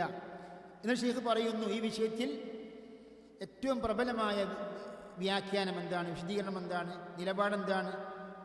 വൽ അവ്വലു ഹുവ സ്സവാബ്, ഒന്നാമതായി പറഞ്ഞ നിലപാടാണ്, ആശയമാണ് കൂടുതൽ ശരി. ലിഅന്നൽ ഖിതാല ഹുവ ലിമൻ യുഖാതിലുനാ ഇദാ അറദ്നാ ഇദ്ഹാറ ദീനില്ലാഹ്, അതായത് അള്ളാഹുവിൻ്റെ ദീന് പ്രകടിപ്പിക്കുന്ന വിഷയത്തിൽ നമ്മോട് യുദ്ധം ചെയ്യുന്ന ആൾക്കാർക്കെതിരെ യുദ്ധം ചെയ്യണം, ഇങ്ങോട്ട് പോരാടുകയാണെങ്കിൽ അങ്ങോട്ട് പോരാട്ടം നടത്തണം എന്ന അർത്ഥത്തിലാണ്. കമാ ഖാല അല്ലാഹു തആല വഖാതിലൂ ഫീ സബീലില്ലാഹി അല്ലദീന യുഖാതിലൂനകും, അപ്പോൾ നിങ്ങളോട് യുദ്ധം പ്രഖ്യാപിച്ച ആൾക്കാരോട് നിങ്ങൾ അങ്ങോട്ട് യുദ്ധം ചെയ്യുക. വലാ തഅതദൂ, നിങ്ങൾ അതിര് കവിയരുത്. ഇന്നല്ലാഹ ലാ യുഹിബ്ബുൽ മുഅ്തദീൻ. വിശുദ്ധ ഖുർആനിൻ്റെ ആ ഒരു ആയത്തിൻ്റെ അടിസ്ഥാനത്തിൽ ഷെയ്ഖുൽ ഇസ്ലാം ഇബ്നു തൈമിയ്യ എന്താണ് ഈ ജിഹാദ്, കാരണം ജിഹാദിനെ കുറിച്ചും യുദ്ധത്തെക്കുറിച്ചുമൊക്കെ ധാരാളം തെറ്റിദ്ധാരണകൾ പ്രചരിക്കുന്ന ഒരു സാഹചര്യമാണ്. അപ്പോൾ അതിനുള്ള വ്യക്തമായ നിലപാട് പണ്ഡിതന്മാർ വ്യക്തമാക്കിയിട്ടുണ്ട്. അതും സാധാരണക്കാരുടെ കയ്യിലല്ല വിഷയം, മറിച്ച് എന്താണ്, ഒരു മുസ്ലിം ഭരണത്തിൻ്റെ മേധാവിക്ക്, ഭരണകർത്താവിൻ്റെ ദൗത്യമാണ് അത് എന്നും ഫിഖ്ഹിൻ്റെ എല്ലാ കിതാബുകളിലും കാണാൻ സാധിക്കും. അപ്പോൾ ഹത്താ യകൂന അദ്ദീനു ഖാലിസൻ ലഹു സിർറൻ വജഹറൻ ദിഖ്ഹു വജില്ലുഹു, എന്താ അർത്ഥം? അതായത് ഇബാദത്ത് അള്ളാഹുവിന് മാത്രം സമർപ്പിക്കാൻ പാടുള്ളൂ, ഇബാദത്ത് പൂർണ്ണമായും അള്ളാഹുവിന് മാത്രം ആകുവാൻ വേണ്ടി, അത് രഹസ്യമാകട്ടെ പരസ്യമാകട്ടെ, ദിഖ്ഹു വജില്ലുഹു, അത് ചെറുതാകട്ടെ വലുതാകട്ടെ. സഹീഹ് മുസ്ലിമിലുള്ള ഒരു ഹദീസാണല്ലോ, നബി സല്ലല്ലാഹു അലൈഹി വസല്ലം സുജൂദിലേക്ക് പോയാൽ പ്രാർത്ഥിക്കാറുള്ള പ്രാർത്ഥന എന്താണ്? അല്ലാഹുമ്മ ഗ്ഫിർലി ദംബി കുല്ലഹു ദിഖ്ഹു വജില്ലഹു വഅവ്വലഹു വആഖിറഹു വഅലാനിയതഹു വസിർറഹു. അപ്പോൾ സുജൂദിൽ നമ്മൾ പലപ്പോഴും സുബ്ഹാന റബ്ബിൽ അഅല എന്ന് പറയും, അതുകൊണ്ട് നിർത്താൻ പാടില്ല. നമ്മൾ പലപ്പോഴും സുന്നത്തിൽ വന്ന ഹദീസുകളിൽ വന്ന സഹീഹായ പ്രാർത്ഥനകളൊക്കെ നാം പഠിക്കേണ്ടതുണ്ട്. പ്രത്യേകിച്ച് നമ്മുടെ സുന്നത്തായ നമസ്കാരങ്ങളിൽ, അതേപോലെ തഹജ്ജുദ് നമസ്കാരം, വിത്രിലൊക്കെ ഇങ്ങനെയുള്ള പ്രാർത്ഥനകളൊക്കെ പ്രാർത്ഥിക്കാൻ കൂടുതൽ സൗകര്യം കിട്ടും. പിന്നെ നബി സല്ലല്ലാഹു അലൈഹി വസല്ലം സുജൂദിലും റുക്കൂഇലും പല പ്രാർത്ഥന നടത്തിയിട്ടുണ്ട്. പക്ഷെ ഖുർആൻ പാരായണം ചെയ്യാൻ പാടില്ല. ഖുർആൻ പാരായണം സുജൂദിലും റുക്കൂഇലും പാരായണം നിലയ്ക്ക് ചെയ്യാൻ പാടില്ല. ഇങ്ങനെയുള്ള സഹീഹായ ഹദീസുകളുണ്ട്. ഇത് സഹീഹ് മുസ്ലിമിലെ ഹദീസാണ്. അല്ലാഹുമ്മ ഗ്ഫിർലി ദംബി കുല്ലഹു, എന്താണ്? എൻ്റെ എല്ലാ പാപവും അള്ളാഹു നീ പുറത്തുക. ദിഖ്ഹു വജില്ലഹു, ഇതർത്ഥം ചെറുതും വലുതും എല്ലാ പാപങ്ങളും. അലാനിയതഹു വസിർറഹു, അതായത് രഹസ്യവും പരസ്യവുമായ എല്ലാ പാപങ്ങളും അള്ളാഹു നീ പുറത്തുതാണ്. വഹാകദ ഉമ്മത്തുഹു ഖദ് കുല്ലിഫു ബിദാ വഫീ നസ്സിൽ കിതാബി വസിഫു. അപ്പോൾ ഉമ്മത്തും ഈ ഒരു ദൗത്യം നിർവഹിക്കുവാൻ കൽപ്പിക്കപ്പെട്ടിട്ടുണ്ട്. മുഹമ്മദുർ റസൂലുള്ളാഹ് വല്ലദീന മഅഹു അശിദ്ദാഉ അലൽ കുഫാരി റുഹമാഉ ബൈനഹും തറാഹും റുക്അൻ സുജ്ജദ. സൂറത്തുൽ ഫത്ഹിലെ അവസാനത്തെ ആയത്തിൽ തന്നെ, അതായത് ശത്രുക്കളായ ഇസ്ലാമിൻ്റെ മുസ്ലിമീങ്ങൾക്കും ശത്രുത പുലർത്തുന്ന ശത്രുക്കൾക്കെതിരെയുള്ള നിലപാടിൽ മുഹമ്മദ് നബി സല്ലല്ലാഹു അലൈഹി വസല്ലവും അതേപോലെ തന്നെ അനുചരന്മാരായ സഹാബികളുമൊക്കെ കർശനമായ ശക്തമായ നിലപാടാണ് സ്വീകരിച്ചിട്ടുള്ളത് എന്ന വിശുദ്ധ ഖുർആനിക ആയത്തെ സംബന്ധിച്ചാണ് ഷെയ്ഖ് അവസാനം പറഞ്ഞത്, വഹാകദ ഉമ്മത്തുഹു ഖദ് കുല്ലിഫു ബിദാ വഫീ നസ്സിൽ കിതാബി വസിഫു. അതായത് ഖുർആനിലും സഹാബികളെക്കുറിച്ച് ഇങ്ങനെയുള്ള വിശേഷണങ്ങൾ വന്നിട്ടുണ്ട് എന്ന്. വഖദ് ഹവത്ഹു ലഫ്ളത്തു ഷഹാദ. നമ്മൾ ചർച്ച ചെയ്യുന്ന വിഷയം എന്താണ്? തൗഹീദുൽ ഉലൂഹിയ്യാണ്. ഈ തൗഹീദുൽ ഉലൂഹിയ്യ ഏതിൽ അടങ്ങിയിട്ടുണ്ട്? ഷഹാദത്ത് കലിമയിൽ അടങ്ങിയിട്ടുണ്ട്. വഖദ് ഹവത്ഹു ലഫ്ളത്തു ഷഹാദ. ഷഹാദത്തിൻ്റെ വാക്യം ഉൾക്കൊള്ളുന്നു ഈ തൗഹീദുൽ ഉലൂഹിയ്യ. ഫഹിയ സബീലുൽ ഫൗസി വസ്സആദ. ഈ ഷഹാദത്തിൻ്റെ തൗഹീദിൻ്റെ വാക്യമാണ് വിജയത്തിൻ്റെയും സൗഖ്യത്തിൻ്റെയും മാർഗം. അപ്പോൾ എന്താണ്? ഫമൻ സുഹ്സിഹ അനിൻ നാരി വഉദ്ഖിലൽ ജന്നത ഫഖദ് ഫാസ്. അതായത് നരകത്തിൽ നിന്ന് അകറ്റി നിർത്തപ്പെടുകയും സ്വർഗത്തിൽ പ്രവേശിക്കപ്പെടുകയും ചെയ്യുന്ന ആരാണോ അവനാണ് യഥാർത്ഥ വിജയി. അവൻ വിജയിച്ചു എന്ന്. അപ്പോൾ വിജയത്തിൻ്റെ ശരിയായ മാനദണ്ഡം എന്താണ്? നരകശിക്ഷയിൽ നിന്ന് മോചിതനായി സ്വർഗത്തിൽ പ്രവേശിക്കുക എന്നാണ്. അല്ലാഹു സുബ്ഹാനഹു വ തആല അങ്ങനെയുള്ള വിശ്വാസികളിൽ നമ്മെ എല്ലാവരും ഉൾപ്പെടുത്തി അനുഗ്രഹിക്കുമാറാകട്ടെ. അപ്പോൾ അതിലേക്കുള്ള മാർഗം, ഏക മാർഗം എന്താണ്? തൗഹീദാണ്. ഫഹിയ സബീലുൽ ഫൗസി വസ്സആദ മൻ ഖാലഹ മുഅ്തഖിദൻ മഅനാഹ വകാന ആമിലൻ ബിമുഖ്തദാഹ. അതായത് തൗഹീദിൻ്റെ ആ ഒരു കലിമത്ത് പ്രകാരം വല്ലവൻ വിശ്വസിക്കുകയും അപ്രകാരം അമൽ ചെയ്യുകയും ചെയ്താൽ ഫിൽ ഖൗലി വൽ ഫിഅലി വമാത മുഅ്മിന യുബ്അഥു യൗമൽ ഹശ്രി നാജിൻ ആമിന. അവൻ്റെ പ്രവൃത്തിയിലും സംസാരത്തിലുമൊക്കെ തൗഹീദ് പ്രകാരം അമൽ ചെയ്യുകയും ജീവിതത്തെ ക്രമപ്പെടുത്തുകയും അങ്ങനെ മുഅ്മിനായി മരണപ്പെട്ടാൽ അവൻ ഉയർത്തെഴുന്നേൽപ്പ് ദിവസത്തിൽ മഹ്ശറയിൽ അന്ത്യനാളിൽ അവൻ സുരക്ഷിതനായി വിജയിച്ചയാളായിട്ട് അയാൾ അല്ലാഹു സുബ്ഹാനഹു വ തആല ഉയർത്തെഴുന്നേൽപ്പിക്കുമെന്നാണ്. ഫഇന്ന മഅനാഹ അല്ലദീ അലൈഹി ദല്ലത് യഖീനൻ വഹദത് ഇലൈഹി. അപ്പോൾ ഇവിടെ നാം മനസ്സിലാക്കേണ്ടത് എന്താണ്? പരലോക ശിക്ഷയിൽ നിന്ന് മോചനം കിട്ടണമെങ്കിൽ, റസൂലുള്ളാഹി സ്വല്ലല്ലാഹു അലൈഹി വസല്ലം ശഫാഅത്ത് ലഭിക്കണമെങ്കിൽ, സ്വർഗം ലഭിക്കണമെങ്കിൽ എന്ത് വേണം? തൗഹീദ് നിർബന്ധമാണ്. അപ്പോൾ പലപ്പോഴും മരിച്ചുപോയ മഹത്തുക്കളുടെ ശഫാഅത്ത് പ്രതീക്ഷിച്ചുകൊണ്ടാണ് മഹത്തുക്കളോട് ഞങ്ങൾ ഇസ്തിഹാസ ചെയ്യുന്ന, സഹായം തേടുന്നെന്ന് പറയും. മുമ്പ് ബൗദ്ധ വിശ്വാസികളെയും ശുബ്ഹത്ത് ഇപ്രകാരമായിരുന്നു. അവരുടെ ആരാധ്യ വസ്തുക്കൾ ഈ പ്രപഞ്ചത്തെ നിയന്ത്രിക്കുന്നു, സൃഷ്ടിക്കുന്നു, ഉപജീവനം നൽകുന്നു എന്നൊരു വിശ്വാസം അവർക്കില്ലായിരുന്നു. പക്ഷെ എന്താണ്? ഇവർക്ക് കർമ്മങ്ങൾ സമർപ്പിച്ചാൽ ഇവർ അള്ളാഹുവിൻ്റെ അടുക്കൽ ഞങ്ങൾക്ക് ശുപാർശ ചെയ്യും. ഈ ശഫാഅത്തിന് ശുബ്ഹത്താണ് പലപ്പോഴും ഈ ലോകത്ത് ശിർക്കിൽ അകപ്പെടുത്താനുള്ള ഒരു പ്രധാനപ്പെട്ട ഒരു കാരണം. അപ്പോൾ ഇവിടെ പറഞ്ഞു വരുന്നതാണ് അസ്അദുന്നാസി ബിശഫാഅതി യൗമൽ ഖിയാമ. സുബ്ഹാനല്ലാഹ്. ശഫാഅത്ത് കിട്ടണമെങ്കിൽ എന്താണ് അതിൻ്റെ ഷർത്ത്? എന്താണ്? ശഫാഅത്ത് ലഭിക്കുന്ന ഏറ്റവും അതിൽ സആദത്തുള്ള ഭാഗ്യവാന്മാരാരാണ്? അസ്അദുന്നാസി ബിശഫാഅതി യൗമൽ ഖിയാമ. ഖിയാമത്ത് നാളിൽ എൻ്റെ ശഫാഅത്ത് കൊണ്ട് ഭാഗ്യവാന്മാരാരാണ്? മൻ ഖാല ലാ ഇലാഹ ഇല്ലല്ലാഹ്. ലാ ഇലാഹ ഇല്ലല്ലാഹ് പറഞ്ഞു. എങ്ങനെ പറഞ്ഞു? ഖാലിസൻ മിൻ ഖൽബിഹി. അവൻ്റെ ഹൃദയത്തിൽ നിന്ന് ആ ഇഖ്ലാസോടുകൂടി എന്ന് പറഞ്ഞാൽ അതിൻ്റെ എല്ലാ വശങ്ങളും അംഗീകരിക്കുകയും അത് പ്രകാരം പ്രവർത്തിക്കുകയും ആത്മാർത്ഥമായി ലാ ഇലാഹ പറഞ്ഞവനാണ് എന്താണ് എൻ്റെ ശഫാഅത്ത് കിട്ടുക എന്ന്. അപ്പോൾ ശഫാഅത്ത് കിട്ടണമെങ്കിൽ പല ആൾക്കാരും തെറ്റിദ്ധരിച്ചെന്താ അറിയും? ഇപ്പം ഇവിടുന്ന് റസൂലുള്ളാഹി ശഫാഅത്ത് ചോദിക്കുക.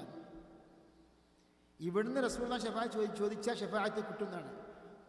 റസൂലിനെ പഠിപ്പിക്കണത് എൻ്റെ ശഫാഅത്ത് കിട്ടണമെങ്കിൽ എന്ത് വേണം? തൗഹീദ് വേണം. നിസ്സാരമായ കാര്യത്തിന് പോലും സഹീഹ് ബുഖാരി ഹദീസാണത്. ചില ചില ചർച്ചകളിലൊക്കെ ആ ഹദീസ് വായിക്കാറുണ്ട്. കാരണം പല ആൾക്കാർക്കും ഇതിനെക്കുറിച്ച് അറിയുന്നില്ല. സഹീഹുൽ ബുഖാരിയിൽ ഒരു ഹദീസാണ്. ഒരു സ്ത്രീ റസൂലുള്ളാഹിയുടെ അടുക്കലേക്ക് വന്നു ഒരു കാര്യത്തെക്കുറിച്ച് ചോദിക്കുവാൻ വേണ്ടി. ആ സ്ത്രീ പറയാണ്, അറഅയ്ത യാ റസൂലല്ലാഹ് ലൗ ജിഅ്തുക വലം അജിദ്ക. റസൂൽ, ഞാൻ ഒരു പക്ഷേ താങ്കളുടെ അടുക്കിലേക്ക് വന്നു, താങ്കൾ ഞാൻ കണ്ടിട്ടില്ലെങ്കിലോ? തുരീദുൽ മൗത്ത്, സഹീഹുൽ ബുഖാരിയിലാണ്. അവരുദ്ദേശിക്കുന്നത് എന്താണ്? മരണമാണ്. അത് റസൂലുള്ളാഹി ഇപ്പോൾ താങ്കൾ ജീവിച്ചിരിക്കുന്നുണ്ട്, പക്ഷെ താങ്കൾ മരണപ്പെട്ടതിന് ശേഷം താങ്കളിലേക്ക് ഞാൻ വന്ന് താങ്കളെ കണ്ടിട്ടില്ലെങ്കിലോ? എന്താ റസൂലുള്ളാഹി പറഞ്ഞത്? ഈതി ഫഇൻ ലം തജിദീനി ഈതി അബൂബക്കർ. എന്താണ്? നീ എന്നെ കണ്ടിട്ടില്ലെങ്കിൽ നീ അബൂബക്കറിലേക്ക് പോകണം. അപ്പോൾ ഇതിൽ പണ്ഡിതന്മാർ വേറെ കാര്യം മനസ്സിലാക്കുന്നുണ്ട്. എൻ്റെ ശേഷം ഖലീഫ ആകേണ്ട പദവി ആർക്കാണ്?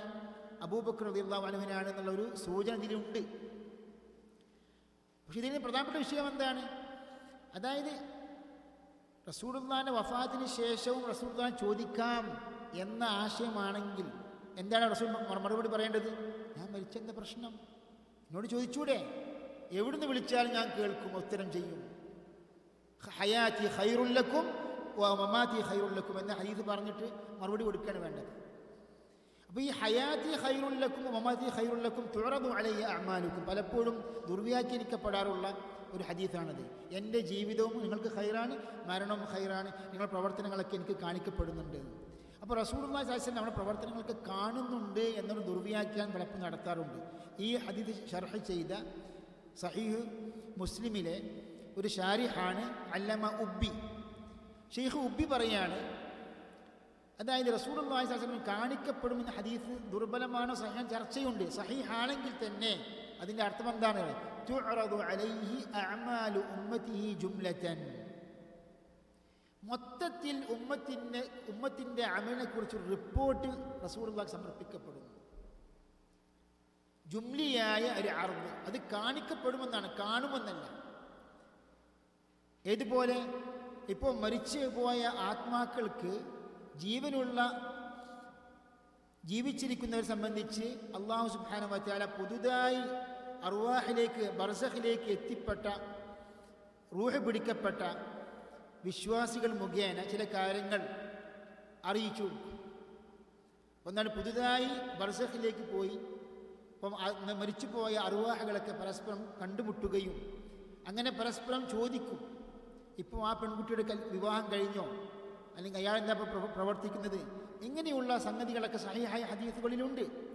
അപ്പോൾ അവർക്ക് തന്നെ കിട്ടുന്നത് എങ്ങനെയാണ്? പുതുതായി ആ റൂഹിൻ്റെ ആ ഒരു ആലമിലേക്ക് പോയി പുതുതായി റൂഹ് പിടിക്കപ്പെട്ട ആൾ മുഖേന കൊടുക്കുന്ന വിവരമാണ്. അതല്ലാതെ അർവാഹുകൾക്ക് നേർക്ക് നേരെ നമ്മുടെ കാര്യങ്ങളൊന്നും അറിയാനുള്ള വിശുദ്ധ ഖുർആനാണ് ഏറ്റവും തെളിവ്.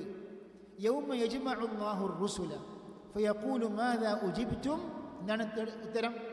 ഖാലു ലാ ഇൽമ ലനാ. യൗമ യജ്മഉല്ലാഹു റുസുൽ, അല്ലാഹു പ്രവാചകന്മാരെ ഖിയാമത്ത് നാളിൽ ഒരുമിച്ച് കൂട്ടും. ഫയഖൂലു, അല്ലാഹു ചോദിക്കും, മാദാ ഉജിബ്തും, നിങ്ങളുടെ ഉമ്മത്ത് നിങ്ങൾക്ക് നൽകിയ ഉത്തരം എന്താണ്?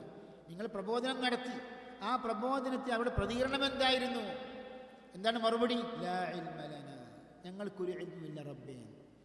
തഫ്സീർ പണ്ഡിതന്മാരുടെ വിശദീകരണങ്ങളിൽ ഒരു തഫ്സീറാണ്, അതായത് ഞങ്ങളുടെ ജീവിതകാലത്ത് ഞങ്ങളുടെ ഹയാത്തിൻ്റെ ആ സമയത്ത് ഞങ്ങൾ അറിയാമായിരുന്നു, അവരുടെ പ്രവർത്തനങ്ങൾ ഞങ്ങൾ കണ്ടിരുന്നു.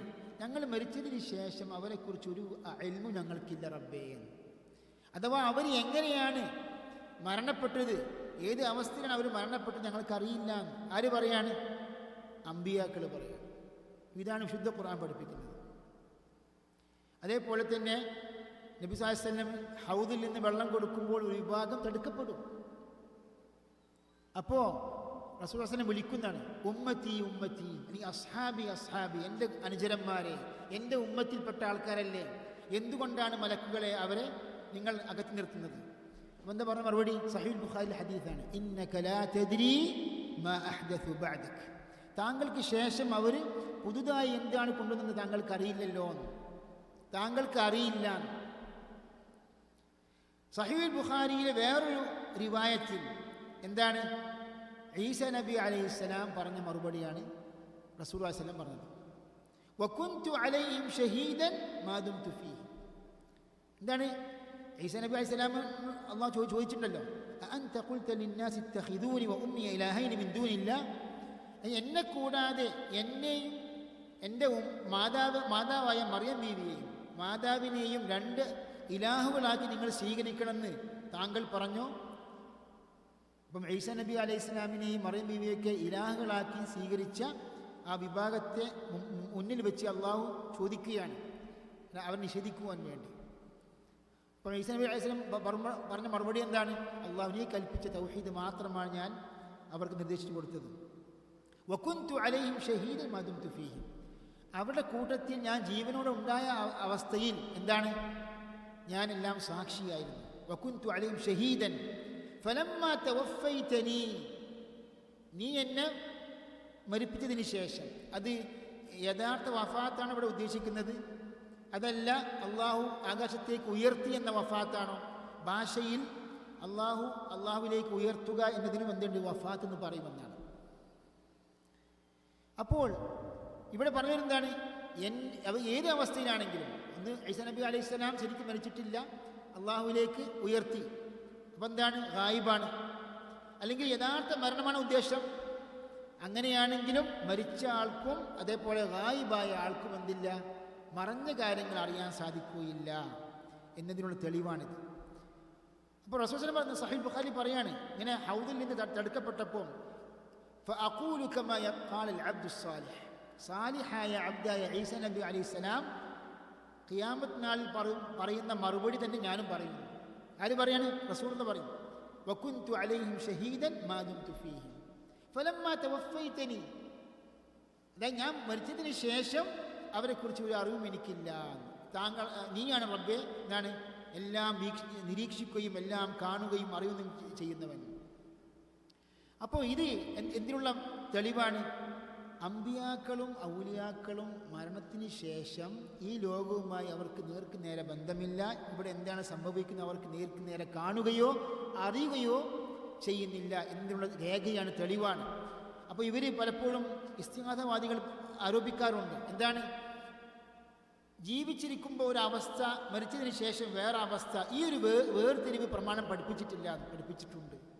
ധാരാളം ഇങ്ങനെയുള്ള ആയത്തുകളും ഹദീസുകളും നമുക്ക് കാണാൻ സാധിക്കും. അല്ലാഹു തആല അലം. അപ്പോൾ ഇൻഷാ അല്ലാഹ് നമുക്ക് ഒരു 13ാമത്തെ വരികളിലൂടെ ഈ ഒരു സെഷൻ അവസാനിപ്പിക്കാം ഇൻഷാ അല്ലാഹ്.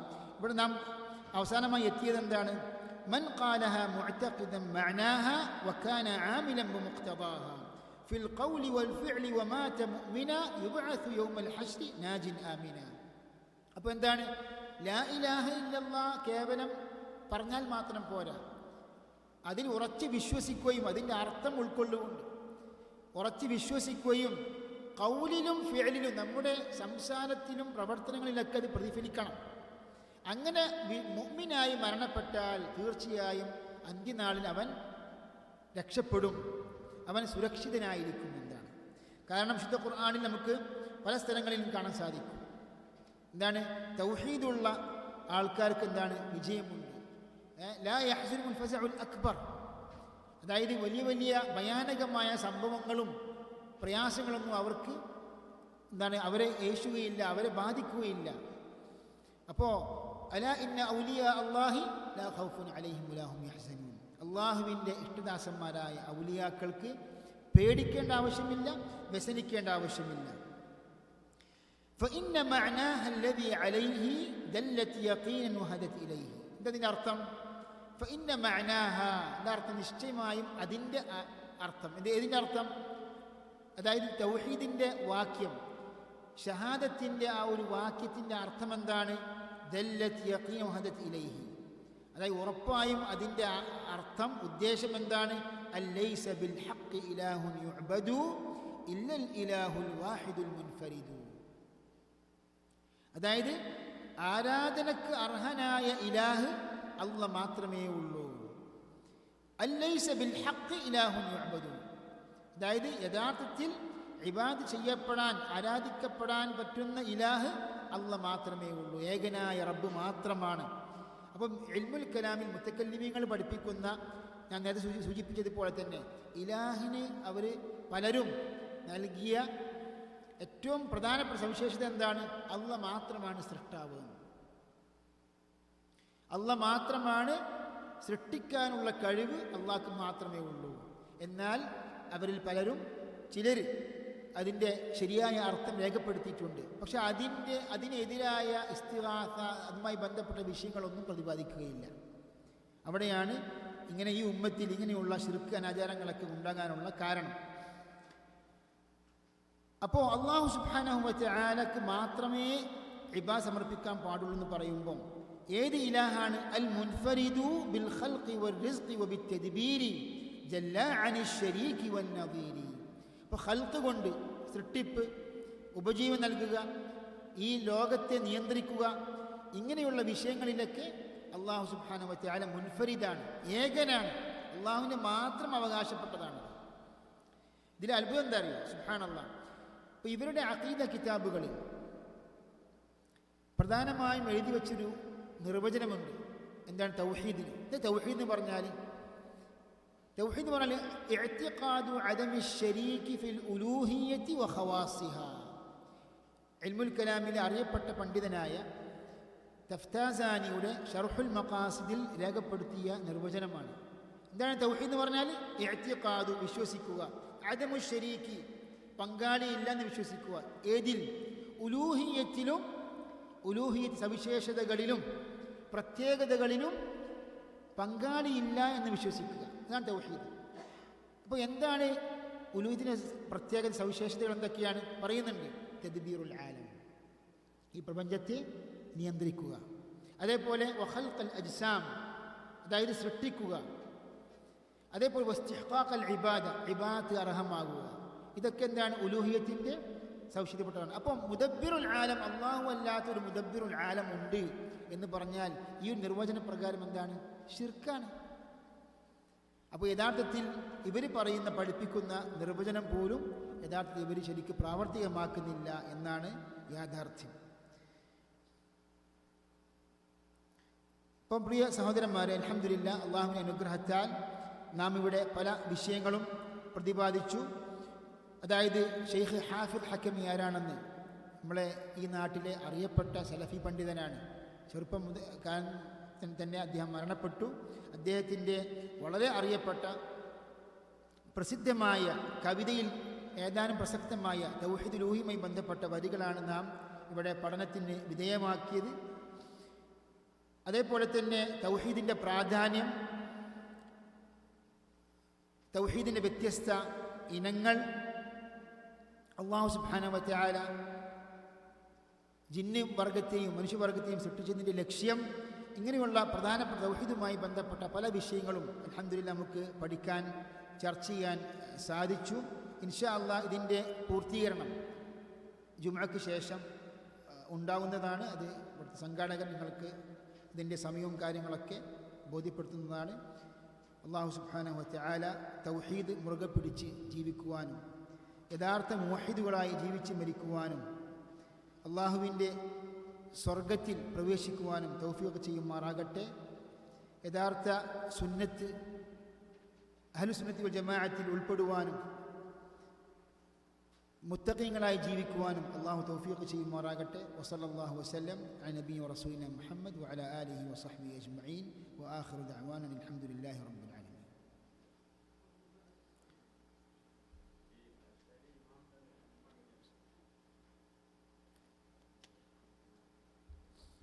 ചോദ്യത്തിനുള്ള സമയം ഉണ്ടല്ലേ?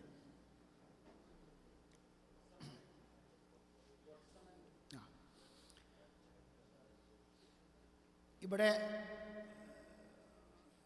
ചോദിച്ച സംശയം, അതായത് അശ്അരി അഖീദയിൽ അറിയപ്പെട്ട ഇമാമാണ് ഇമാം അബുൽ ഹസൻ അശ്അരി. ഈ അശ്അരി അഖീദ എന്ന് പറയാനുള്ള കാരണം എന്താണ്? അതായത് 40 വർഷക്കാലം പിഴച്ച മുഅ്തസിലി ആശയക്കാരനായിരുന്നു ഇമാം അബുൽ ഹസൻ അശ്അരി. ഈ അശ്അരിൻ്റെ പേര് വരാനുള്ള കാരണം അബൂ മൂസ അശ്അരി റളിയല്ലാഹു അൻഹുവിൻ്റെ സന്താന പരമ്പരയിൽപ്പെട്ടതാണ് അബുൽ ഹസൻ അശ്അരി. അദ്ദേഹം 40 വർഷക്കാലം മുഅ്തസിലിയായിരുന്നു.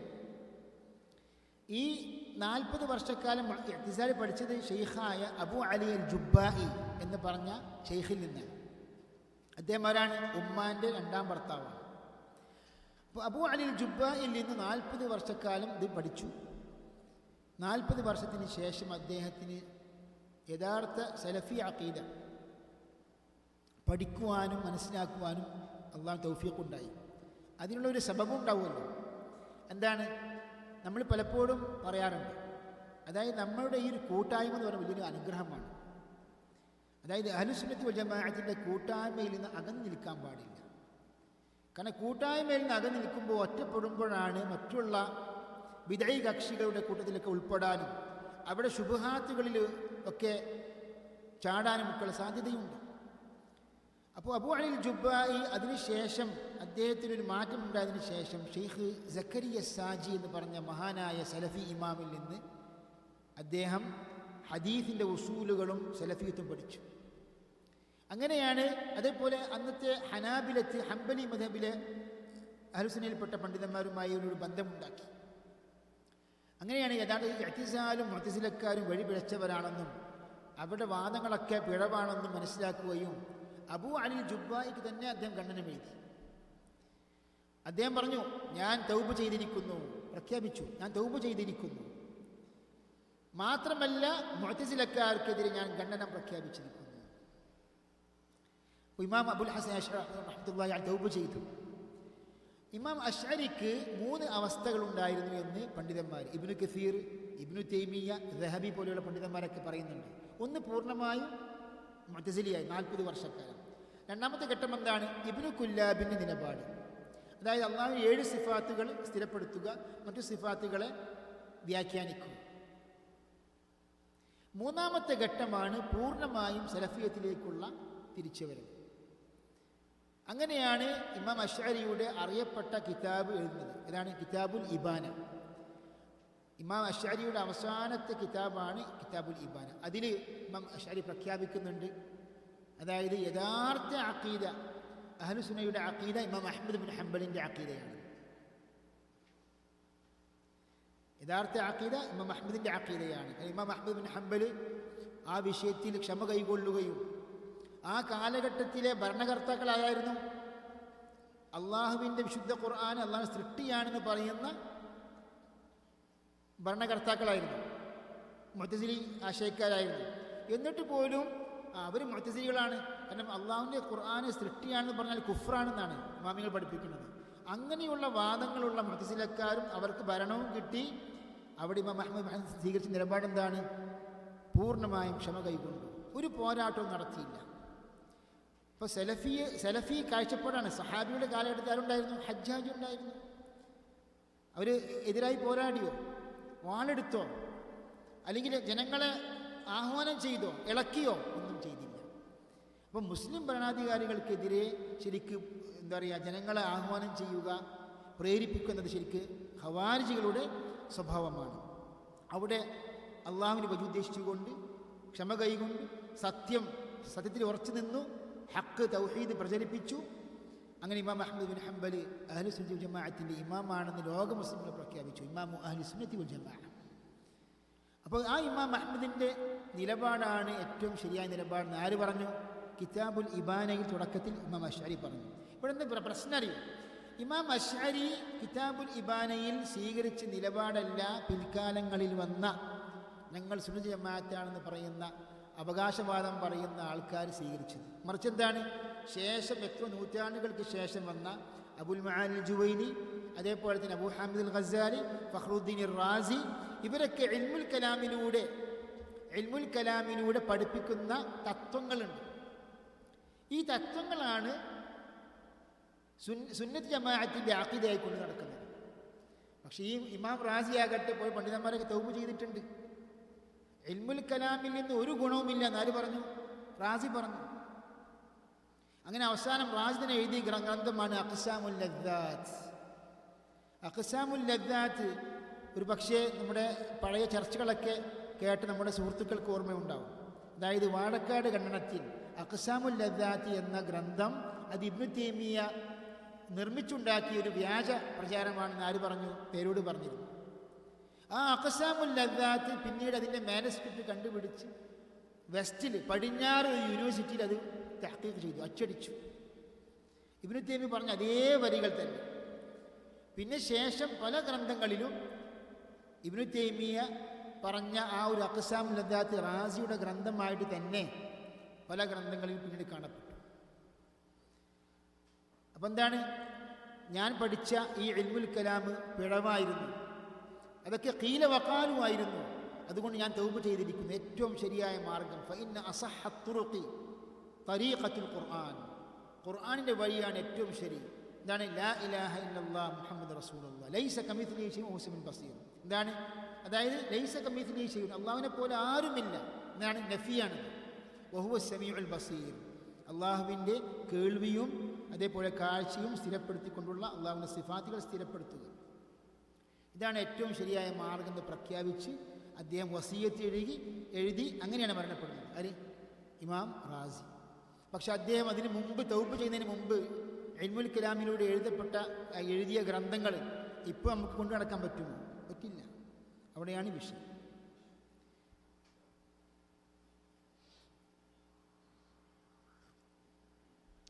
നമ്മൾ സംസാരിച്ച അല്ലെങ്കിൽ വിശദീകരിച്ച വിഷയങ്ങളുമായി ബന്ധപ്പെട്ട പ്രധാനപ്പെട്ട ചോദ്യങ്ങളുണ്ടെങ്കിൽ ചോദിക്കാനുള്ള അവസരമാണ് ജുമുഅക്ക് പോകുന്നതിന് മുമ്പ്.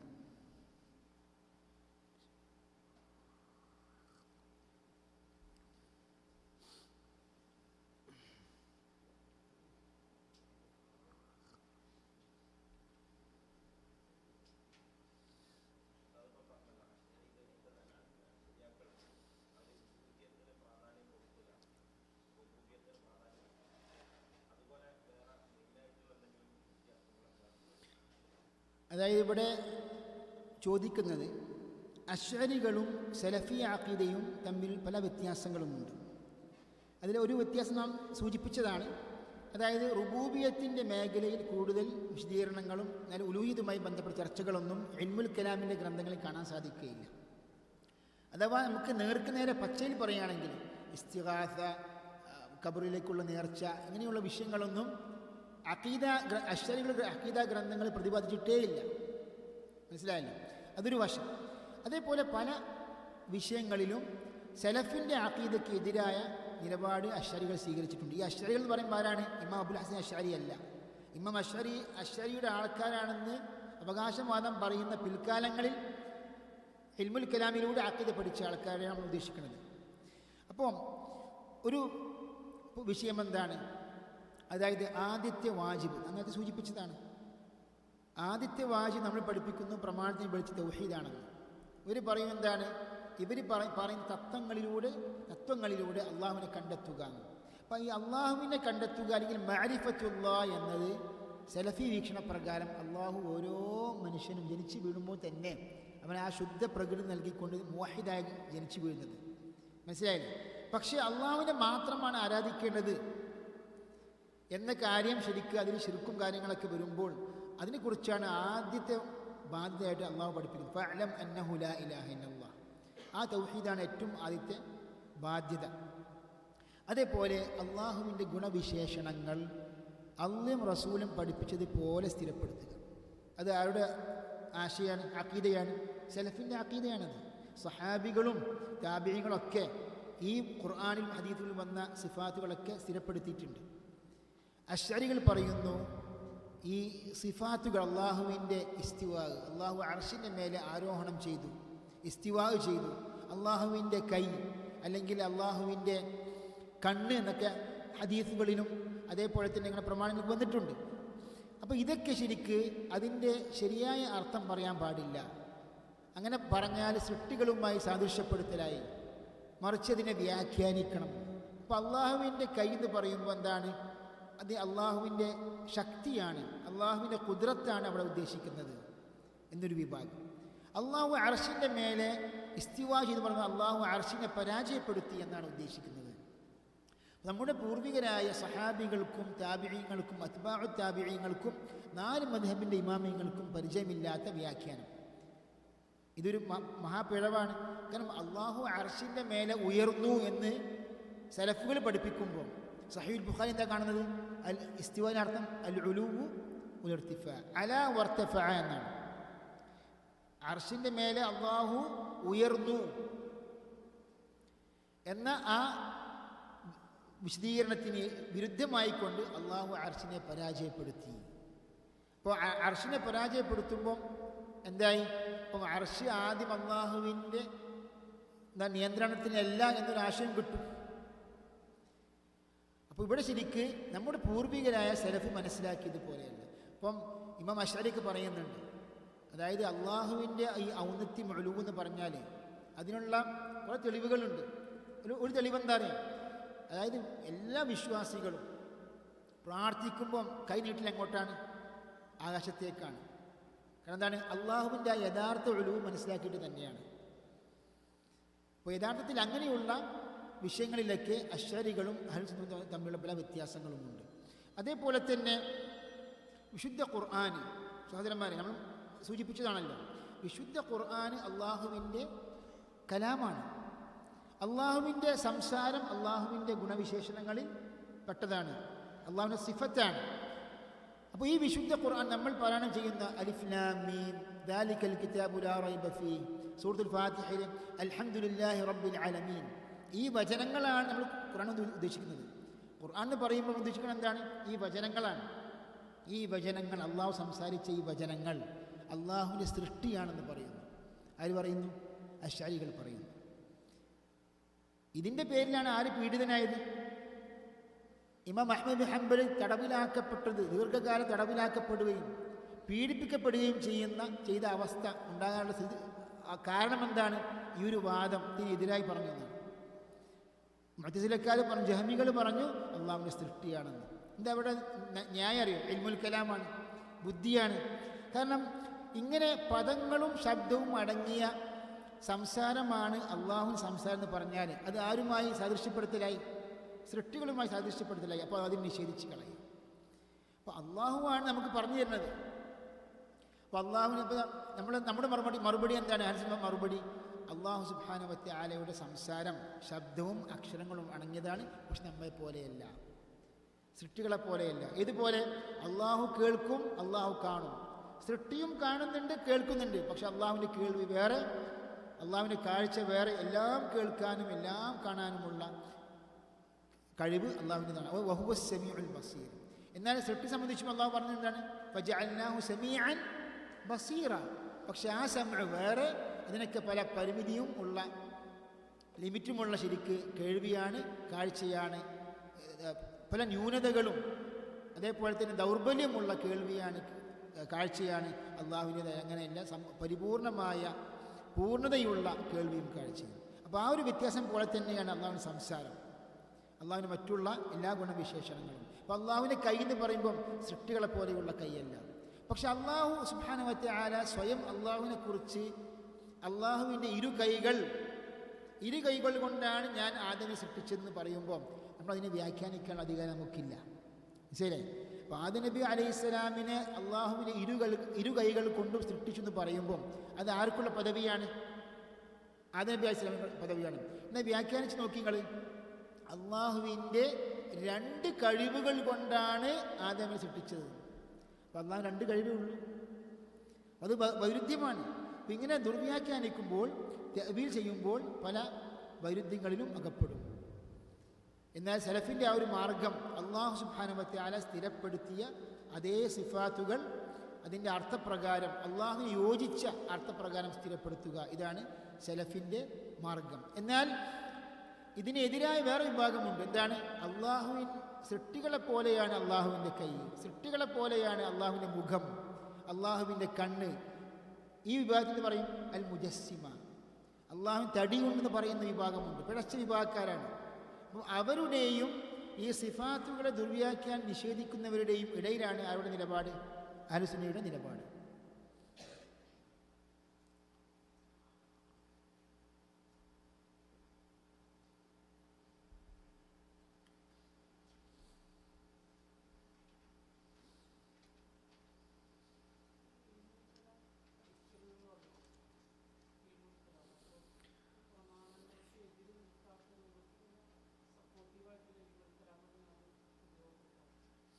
അതായത് ഇവിടെ സഹോദരൻ ചോദിക്കുന്നത്, ഇൽമുൽ കലാം പഠിക്കാൻ പാടില്ല എന്ന് പണ്ഡിതന്മാർ മുമ്പേ സലഫുകൾ, ഇമാം ഷാഫിഈ, ഇമാം മാലിക്, അതേപോലെ തന്നെ ഇമാം അഹ്മദ് ബിൻ ഹംബൽ പ്രത്യേകിച്ച് ഇൽമുൽ കലാമിന് ശക്തമായി എതിർത്ത ആൾക്കാരാണ്. അവരൊന്നും അഖീദ വിഷയങ്ങൾ ഇൽമുൽ കലാമിൽ വിശദീകരിച്ചിട്ടില്ല. അപ്പോൾ ചോദിക്കും, ഇബ്നു തൈമിയ്യയെ പോലെ പണ്ഡിതന്മാരൊക്കെ ഇൽമുൽ കലാം പഠിച്ചിട്ടുണ്ടല്ലോ എന്ന്. അപ്പം എന്താണ് മറുപടി? അതിനുള്ള മറുപടി, മുതകല്ലിമീങ്ങളുടെ വാദങ്ങൾ ബാത്തിലാണ്, അത് വൈരുദ്ധ്യമാണ്, അത് മിഥ്യയാണെന്ന് ജനങ്ങൾക്ക് ബോധ്യപ്പെടുത്തി കൊടുക്കണം. അതിനുവേണ്ടി അവരുടെ വാദങ്ങൾ പഠിച്ചെടുത്തു. അതല്ലാതെ ജനങ്ങൾക്ക് തൗഹീദ് പഠിപ്പിക്കുവാൻ വേണ്ടി ഇൽമുൽ കലാം ഉപയോഗപ്പെടുത്തിയതല്ല ഇബ്നു തൈമിയ്യ. അത് രണ്ടും രണ്ടാണ്. ഏതുപോലെ ഇബ്നു തൈമിയ്യ തന്നെ ഈ ക്രിസ്ത്യാനികളുടെ വേദഗ്രന്ഥങ്ങൾ, മറ്റുള്ള മതക്കാർ വേദഗ്രന്ഥങ്ങളൊക്കെ ഉപയോഗപ്പെടുത്തി അവരെ ഖണ്ഡിക്കുവാൻ വേണ്ടി, അതല്ലാതെ ശരിയായ അഖീദയും തൗഹീദും പഠിച്ചെടുക്കുവാൻ വേണ്ടി മറ്റുള്ള വേദങ്ങളെ ഉപയോഗപ്പെടുത്തിയതല്ല. ഇപ്പം അൽ ജവാബു സഹീഹ് ലിമൻ ബദ്ദല ദീൻ അൽ മസീഹ്, ക്രിസ്ത്യാനികൾക്ക് എഴുതിയ വലിയ അറിയപ്പെട്ട വാള്യങ്ങളിൽ അച്ചടിക്കപ്പെട്ട ഗ്രന്ഥമാണ് ഇബ്നു തൈമിയ്യ എഴുതിയ ഗ്രന്ഥമാണ് അൽ ജവാബു സഹീഹ്. ക്രിസ്ത്യാനികൾക്കുള്ള ഖണ്ഡനമാണ്.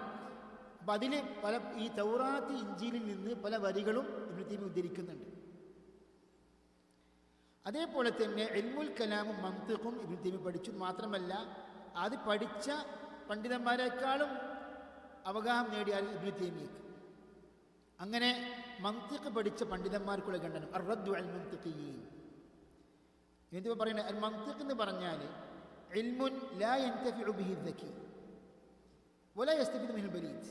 അതായത് ബുദ്ധിശൂന്യതയുള്ള, ബുദ്ധിയില്ലാത്ത മണ്ടന് അതൊരു ഉപകാരമില്ല, എന്നാൽ ബുദ്ധിയുള്ള ആൾക്ക് എന്താണ് അതിൻ്റെ ആവശ്യമില്ല. ആർക്ക്?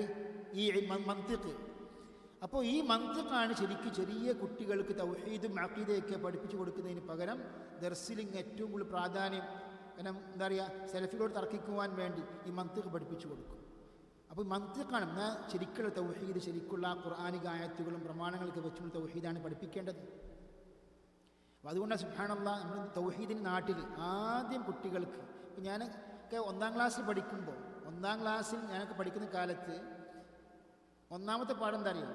അൽ ഉസൂൽ സലാസയിലെ ആ തൗഹീദിൻ്റെ വിഷയങ്ങളാണ്. അപ്പോൾ അതൊക്കെയാണ് ശരിക്കും എന്താണ് വ്യത്യാസം. ശുദ്ധ തൗഹീദ് പഠിക്കുക എന്ന് പറഞ്ഞ് ശരിക്കും സലഫികൾ മാത്രം അത് പ്രാക്ടീസ് ചെയ്യുന്നൊരു വിഷയമാണത്. അപ്പോൾ ആ ഒരു നിഅമത്ത് ഞാൻ എപ്പോഴും ഉൾക്കൊള്ളണം. കാരണം വേറെ കക്ഷികളിലേക്കൊക്കെ അകപ്പെട്ട എന്തായിരിക്കും അവസ്ഥ? നഊദു ബില്ലാഹ്.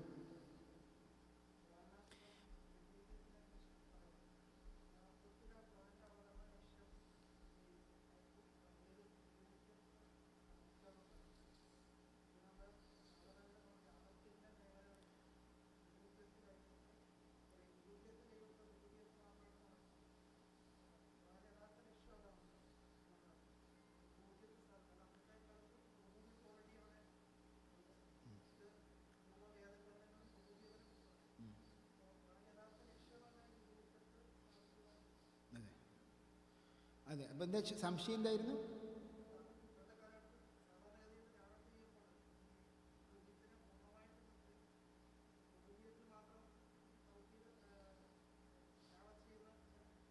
ആൾക്കാരുണ്ട്.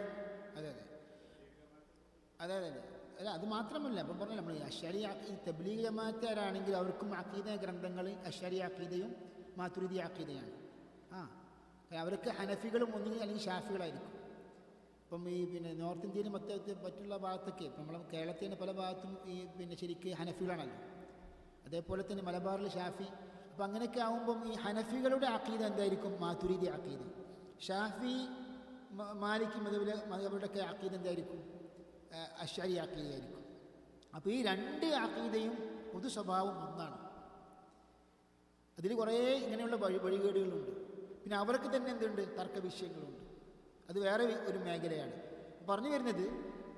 എന്നാൽ നമ്മുടെ ഈ ഖുർആനിക ആയത്തുകൾ വെച്ചുകൊണ്ട്, ഹദീസുകൾ വെച്ചുകൊണ്ടുള്ള വിശദീകരണം, ഇപ്പോൾ കിതാബ് തൗഹീദ് നോക്കി നിങ്ങൾ, ഇബ്നു തൈമിയ്യയുടെ വാസത്തി എടുത്ത് നോക്കി നിങ്ങൾ, കിതാബ് ഒക്കെ എല്ലാം എന്താണ്?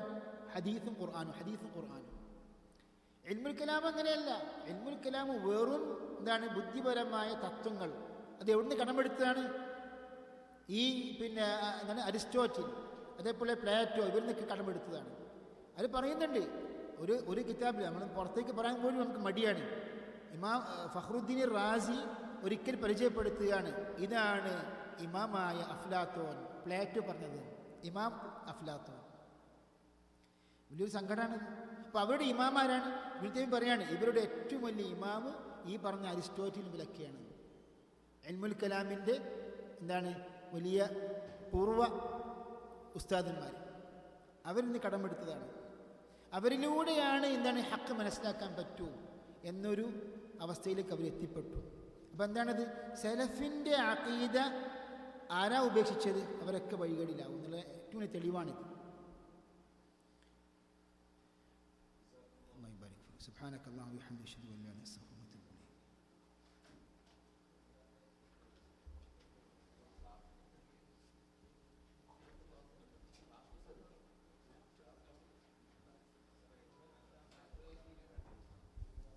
അസ്സലാമു അലൈക്കും വറഹ്മത്തുള്ളാഹി. നമ്മളുടെ ജുമുഅ കഴിഞ്ഞ ഉടനെയുള്ള ക്ലാസ് ഉണ്ട്.